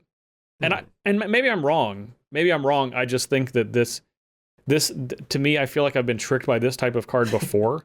Yeah. And I'm less interested to get tricked by it again, and I'll let you get tricked by it instead, and you can tell me if I was tricked or not. I do think that's a very valid criticism, and it's entirely possible that it is just a switch, where if the tokens enter untapped, this card is very good, and the tokens entering tapped makes it pretty bad. Yeah. Oh, I would be, if this didn't enter tapped, I'd be fully on board. Because then you can just make, then you're getting the best of both worlds. Then if you have creatures, the thing I don't like this is it's not good against creatures. Mm. And maybe you're offsetting that by the fact that the rest of your black and white cards are good at killing stuff. And this one is just like weirdly not. I don't know. Yeah, I would love to get feedback on this from people that have tested it. Yeah, for sure. And I think that this is more of an argument for it being a custom card, but it goes up quite a bit too if your black and white deck has a sacrifice theme. Yeah. I still think it's a lot. I think basically if we're comparing this to the card we had previously talked about, which is Shale and Embrose, and the other cards we're going to be talking about for the classic section, this just seems like it's a tough sell, even if you're looking at adding potentially one or all of these cards into a traditional cube, and I think this is the worst of those by a significant margin. But again, I'm happy to hear people that have tested it, and your point is valid. I just feel like I'm colder on it. Yeah, I agree. I also think we're about to talk about two cards that are much better than this card. Yeah, for sure. The first of which is Fracture. I love this card because there are 6 words on it. 8 if you are counting the name and the speed of the card. Fracture, black-white instant. Destroy target artifact, enchantment, or planeswalker. This is basically Rip Apart, but it's an instant, and that makes a really big difference. And you can obviously just destroy a planeswalker instead of dealing it 3. Yes. Which is a massive, astronomical difference.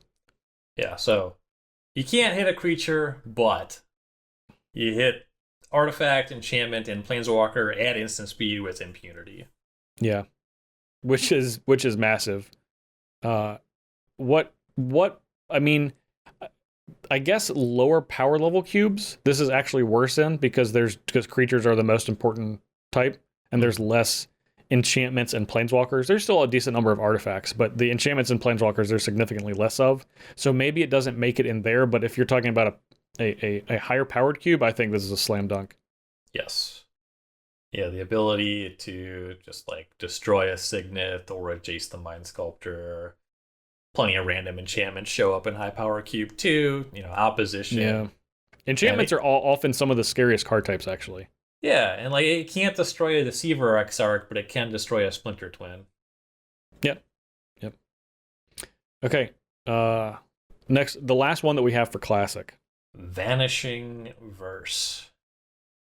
This is another instant for black and white. Exile target monocolored permanent.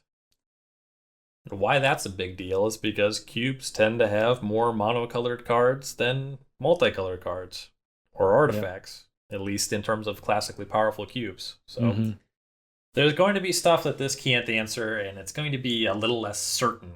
For example, if you're putting Fracture in your deck and you have some other similar effects, you know that you're good against enchantments. Whereas with Vanishing Verse, like sometimes your opponent will play Mirari's Wake, and it's kind of like, oh, I kind of wish I could stop them from untapping with that. So it'll come up like it can't destroy Teferi Hero of Dominaria, but it can destroy most aggressive creatures. It can destroy a lot of the value planeswalkers. It can destroy a lot of powerful enchantments.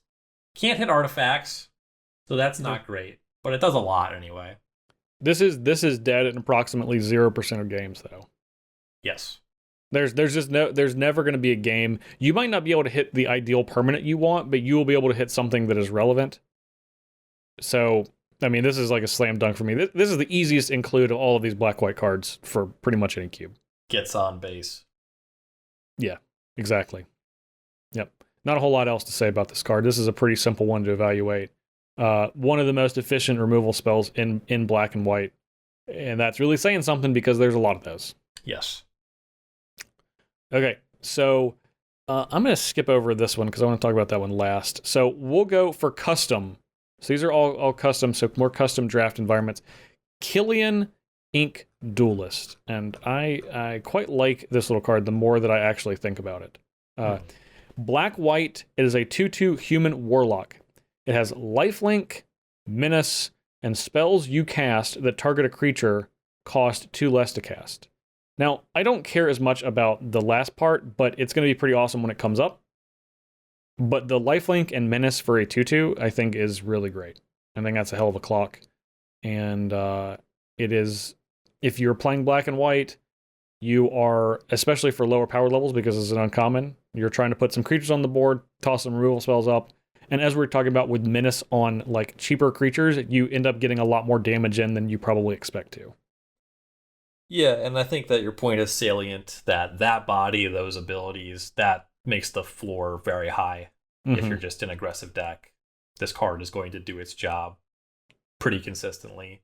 But I personally find the ability spells you cost, the target creature cost 2 less to cast, to be an incredibly relevant part of this card, because there's different threats. You might want this or not. You might value that it's a human or not.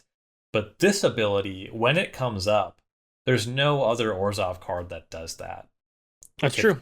The mana reduction on this lets you just cast 2 kill spells ahead of schedule, then Killian may have relevantly swung that game entirely in your favor. Yeah. And I think 2 that's mana really is worth taking note of. 2 mana is a massive discount. Yes. Like, that's an astronomical discount, because the cards that you're playing that are, one, that you could even be casting, and 2, that are like cubable at all, that is a huge, huge deal. 2 mana, like, what can you think of that you are not, that costs more than 3, that you would even be targeting with this? But then I would be like reducing the. Well, yeah. Like, basically, that you would be paying that you would. So since you're reducing after by the 2, reduction still costs more than 3. No. After their reduction, still costs more than 2. Oh yeah. No, nothing. Non-existent, right? Yeah. It would still cost 3 mana to cast Fractured Identity, which is a pretty good deal. Yeah. Now, I mean, that's like, oh wait, I thought this said target a creature you control. Holy shit. This card is way better than I thought. Yeah. It lets you just like Vraska's Contempt plus Vindicate for 4 mana. Oh no, this card is nuts. We put this in the wrong section. Yeah, I mean, I think that your point about this just being a very reasonable threat all the time, the sum of the parts, then, yeah, this card just kind of makes sense. Yeah, I think this is way better than actually. Oh, target a card. I literally thought this was creature you control, which is why I was like, this is just flavor text. No, that's awesome. Yeah, that ability is really good. Yeah, it's quite good. Yeah, okay. No, that's much better than I thought it was. All right, well, there you go. I thought this card was good, like, prior to that. I thought it was super reasonable prior, but now it's like, yeah, apparently the threshold, you would just play any creature with Menace, I've learned today. Menace and lifelink, that's a good combination. That's a good combination. once they're able to like block this, you're at 26 and they're at 14. Like, realistically. Mm-hmm. So if you're playing this on curve. Yeah, Menace is powerful. Menace is a really powerful ability, especially in Cube, because oftentimes in Cube, creatures have higher power than toughness. I think that's pretty common across all different types of cubes. So menace creatures are able to trade for 2 creatures significantly more often than they are in traditional limited or regular Magic. So because of that, menace becomes a much more relevant keyword. If you are forced to, unless you're talking about tokens, which obviously there are a lot of good token makers in Cube, but if you're ever trading with like cards, I think it's a lot easier to trade for 2 cards with a menace creature in a Cube than it would be normally. Anyway, we'll move on. Yeah, let's talk about a creature with more toughness than power. Let's move on to Shadrix Silver Quill, the legendary Elder Dragon of the Silver Quill. Preference 3 white-black. Flying, double strike. At the beginning of combat in your turn, you may choose 2. Each mode must target a different player. Target player creates a 2/1 white and black Inkling creature token with flying. Target player draws a card and loses 1 life. Target player puts a +1/+1 counter on each creature they control, and it's a 2/5. Now, I don't think you'll really be trying to play a card where you have to give your opponent one of those things in a 2-player environment too much when you're just playing 1v1.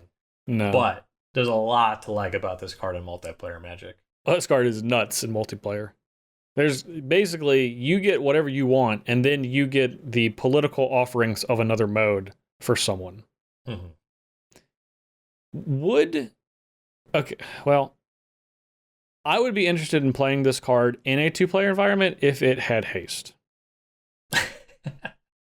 No, I know it's like, yeah, I'm going to put one of the most powerful things, but I would be willing to give my opponent stuff if I could play this and attack with it immediately. If I could play this, attack with it as a 2/5, and then like anthem my team or make a 2/1, and then just give my opponent a card and cost them a life, I would snap do that. You also could just more confidently set up scenarios where you're attacking with this and they have no creatures to receive the counters. Exactly. Now, that's not the case, so it's completely irrelevant that I said that, but, you know, just throwing it out there. Yeah, this card's awesome in multiplayer. This is a pick one card in a multiplayer cube. Does beg the question, though, would you play it if it had Menace? No. Okay. Well, it already has flying. It doesn't need to have Menace. It has flying. Yeah, it comes up if you give the opponent the 2/1. But I would not do that. Well, give the opponent. That's why I had to ask. Now I know. Yeah. No, I like Menace on one and like on small creatures. This is an Elder Dragon. I don't give a shit about Menace on an Elder Dragon. Get out of here. Next card, Silverquill Command. All right, last command, 2 white-black sorcery. Choose 2. Target creature gets +3/+3 and gains flying into a turn. Return target creature card with mana value 2 or less from your graveyard to the battlefield. Target player draws a card and loses 1 life, or target opponent sacrifices a creature. I think this is my least favorite command, even more so than Lorehold Command. I mean, some people like Ojutai's command. And yeah, no one likes Sorcery Speed Ojutai's command. Well, I mean, I don't even like Instant Speed Ojutai's command. But if somebody told me they like Ojutai's command, I wouldn't consider it inconsistent if they also like Silverquill Command. I don't know, man. Sorcery Speed really just completely sours me on this card. Well, I mean, the card is not particularly good. I don't know where you would put this. I don't know what kind of cube you would put this in. I'll let you spin me the tale, I suppose. So, like, the return a creature with mana value 2 or less, the reason I would think to play that is because a lot of the very impactful creatures for sacrifice decks tend to have that mana value, so that kind of makes sense. However, those decks try to go wide, and then this edict effect or an opponent sacrifice 1 creature likely ends up being kind of weak in that environment. Yeah. The draw 1 card, lose a life, whatever. The +3/+3 in flying, like, you're not really selling me there. So this card is, yeah, you're right. It's just not very good. I was mostly just laying a beat on people that like Ojutai's command. Okay. I was wondering because it seemed like your way of convincing me this card was better was simply reading me the card again, and that did not do it. Yeah, I certainly was not trying to convince you. Okay. And I feel like the people that like this card are not really capable of being convinced of things. That might be true, but I don't know. I've actually talked to a couple people that love black-white cards, and they are also just like embarrassed that this card. This is the command they got. Yeah, I mean, the reason I brought up Ojutai's command is because this is the kind of thing that an Esper player would play and wouldn't really understand why you made a weird face. Yeah, I suppose so. I don't know. This is just it's quite disappointing. Anyway, we have one more card to talk about, and I need to find it. Oh, it's probably a modal double face card, which is why I'm not finding it. Yes. Love to end with those. Okay, here we go. Selfless Glyph Weaver. 1 and a white, 2/3 human cleric, exile, selfless, Glyph Weaver, creatures you control gain indestructible until end turn. Okay, well, we've known that effect has been good before, but it has another side. Deadly Vanity. For the mere cost of 5 black, black, black. Choose a creature or planeswalker, then destroy all other creatures and planeswalkers. You will have known this as Dune Blast, but you can now choose a planeswalker. This is one of those ones that you probably put it in your cube if you like a 3-mana human cleric. That's a 2/3 that can protect your other creatures. And then now and again, Deadly Vanity will be cast in a long game. Yeah. I mean, you're going to win the game if you cast Deadly Vanity. I hope. I would hope. I really hope you do. Yeah, I mean, the Glyph Weaver is exactly, exactly what you think. The other effects for that are playable. Selfless Spirit's great. Now, Selfless Spirit's 2 mana and has evasion. But people have played... There was a time I played Frontline Medic. Yeah. A decade ago. I played Frontline Medic in a cube. Yeah, almost a decade the ago. exile kind of hurts a lot of the potential synergies for those Yes, cards, but the I effect agree. is still just like good against Wrath of God anyway. It is. Yeah, and you're getting it on a creature. So I think that's all. Getting it on a creature is better than getting it on an instant or sorcery, in my opinion. Because lets you put the beat down on, although this is pretty meager and inefficient beats, but beat down is beat down. Yes. You don't always get to choose, although I guess in this case you do. I don't know if I would choose this one, but if you have a large cube and you are really wanting to push the aggressive combat nature of white, then this is something worth a consideration. And I think there's actually one more card here. The card that I actually really like, unless we talked about it and I erased it from my memory, but Extus Auric Overlord. Oh, no, yes, I wanted to save that one till last. Good call. Yes, this card. It's a little funky in this set. On the front, we do have a Silver Quill card. It's 1 white, black, black for a 2/4 legendary human warlock.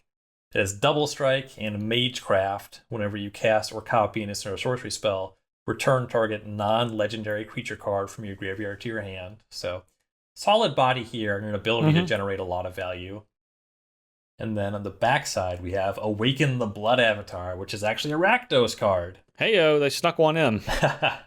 6 black-red sorcery. Has an additional cost to cast the spell. You may sacrifice any number of creatures, and then the spell costs 2 less for each creature you sacrifice this way. And the text from there, each opponent sacrifices a creature. You create a 3/6 black and red avatar creature token with haste, and whenever this creature attacks, it deals 3 damage to each opponent.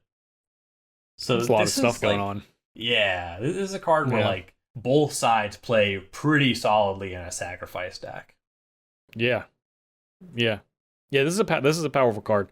This is the type of card I'm going to put this in my cube, and I will figure out how to make sure it's a little bit better afterwards. Yes. Like I'm in for the effects, like straight away. I want to awaken this blood avatar as many times as I can. That card totally rules. Yeah, it's awesome. Yeah, just on now. I don't know where I would put this in the cube. It doesn't really matter. I would just stick it in. I would imagine that my goal would be to cast the Awaken the Blood Avatar more frequently than Extus.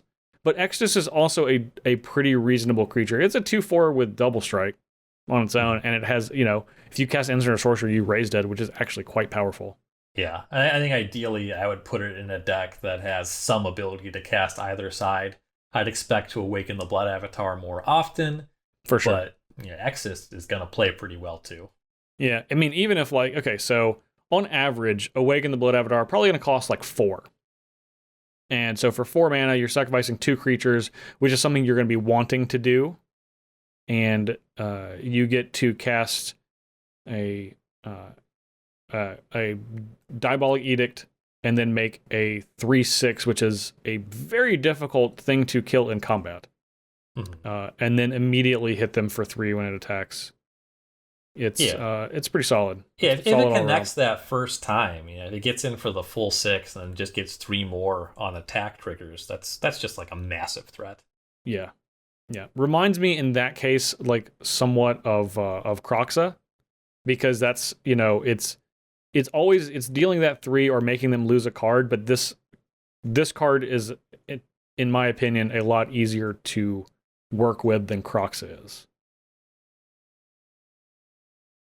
I suppose that in a more traditional cube environment, I would agree. I think that cubes that are really good at self-mill, I would disagree. Sure. But I would also say, for cubes that are really good at putting a sacrifice deck together, then, but there are both for Kroxa and Awaken the Blood Avatar. You are having to do some design decisions to make sure that those cards can be as good as you want them to be. Yes, definitely. You can't just stick either of them in a generic cube and be like, this is going to be great every time. I mean, Kroxa is always very good, but sometimes you're not bringing it back out until like turn 7 or 8. Yeah, and it's not always free to just cast the front side either. Correct. Yeah. So, all right. I believe we're done. Yeah, so that's it for a lot of the single card discussion. So now for the next hour, Ryan is going to tell. No, I'm just kidding. Ryan, you do have a specific group of cards that you wanted to talk about, kind of as a together, kind of a package if you will, deal. Where I think that these cards, they broadly don't make all that much sense on their own. They're a little bit below rate, but if you want to do this kind of thing, putting all these cards together in your cube does make some sense and has some pretty cool gameplay. But there's a few different expensive instants and sorceries in this cube that have an alternate mode where you can discard them for a nominal effect. I think that they all make treasure tokens, actually. It looks, yeah, they all discard to make a treasure token. Yep. The big one, the mythic rare Magma Opus, 6 blue-red, instant, 4 blue-red hybrid. Blue-red hybrid, you can discard it to create a treasure token, or if you actually cast it for 8, you deal 4 damage divided as you choose among any number of targets, tap 2 target permanents, and create a 4/4 blue and red elemental token, draw 2 cards. So a lot of text on there, of course, because it costs 8. The nice thing about it, though, is just that ability to do something early with it. It's not on the level of what you would get trying to cast 8-mana spells, and in general, most decks aren't trying to cast 8-mana spells anyway. So you're kind of trying to find something to do with the card when you have to discard it more often. And then there's a couple of cards in the set. Efreet Flame Painter is probably the more exciting one. It's a 4-mana 1/4 with double strike. And when it deals combat damage to a player, you can cast an instant or a sorcery from your graveyard without paying its mana cost, and then you would exile it if you would put it into the graveyard. So you can discard those cards. Maybe you do that to make a treasure to cast this a turn early, and then this gets access to a big spell, even though you hadn't previously cast a big spell. It just kind of went into the graveyard on its own.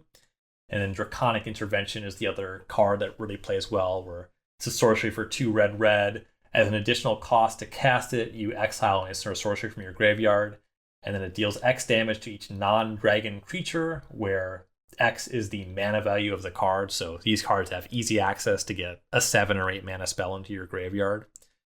Creative Outburst and Elemental Masterpiece, the other 2 cards. So I like this package, and I also kind of am expecting to see most of these cards in the Live the Dream Cube. Another shout out to David McDarby there. And if you just really like Mizzix's Mastery, that's another really cool cube card. There's some stuff you can do with these cards. The built-in discard outlet does open up the space to fit in a 7 or 8 mana effect when they might not generally be the best fit for your cube, which is pretty cool. Wildfire Devils. Yeah. Get those Wildfire Devils in. I just love that card. I think it's really great in this specific package you're talking about. Yeah, and this stuff also plays really well with the blue and red Elder Dragon too, because you get the treasure tag, the Galazath Prismari, because that's true. You can tap those treasures to cast the big spells. So if you get them all, it all plays pretty well together. It's like they designed them all together. Yeah, it is kind of like that. Almost like that. That is it for Strixhaven. I think we've covered pretty much everything. If we missed something, I'm sorry. We also will not be going back to talk about it, so I'm just sorry. Yes. Yeah. This is what you get. Yeah, we've gone closing in on 6 hours of Strixhaven talk. So, if you want to support the 540, you can always subscribe on whatever platform you're listening to right now, including Apple Podcast, Spotify, Google Podcast, Amazon, Stitcher, YouTube, whatever local podcast app you have on your phone or iPod or wherever you're listening. And of course, if you have the opportunity to leave us a review wherever you can, that is always extremely helpful to get the word out. We hope you have enjoyed our time talking about Strixhaven. This was a large undertaking. Ryan and I both spent quite a bit of time thinking about this. So if you listen to these 2 episodes and you're like, nope, hated it, 1, you're lying because you would not have listened for 3 hours to hear me say that. And 2, as long as you are downloading and just hitting play, then that is fine. You don't have to like it. You're supposed to lead with that one. Yeah, well, I wanted to try to encourage them to like it, but ultimately, if they don't, then, so be it. Mm-hmm. You can find me on Twitter at jparnell1. You can also find my other podcast, Think Twice, by searching Think Twice MTG on any audio platform, including the one you're on now. And of course, I'm on Commander Versus on YouTube and Star City Games, as well as streaming at twitch.tv/jparnell twice a week. Ryan, what about you? You can find me at Ryan Overdrive on Twitter. You can find my articles on StarCityGames.com. We just came off a couple Spotlight Cubes. I do the breakdowns for those on the website. And this week, my article is my top 10 cards from Strixhaven for Cube with no input from Justin. So I get the final say there. And that's going to be kind of broad strokes where I think is the coolest for Cube, talk about some stuff I'm excited about. Do my usual set breakdown, too, where I talk about the mechanics, because I do think that Strixhaven is really cool for just full world building and doing the Magecraft, the prowess stuff. So I actually like this set quite a lot, which is how we were able to talk about it for 5-6 hours or whatever. So anyway, that's my stuff. You can find all those updates at Ryan Overdrive. Did Crackle with Power make the top 3? Would you believe that it didn't? Yeah, well, it's crazy. Anyway, that is the show for this week. We thank you very, very much for listening, and we'll catch you all next time.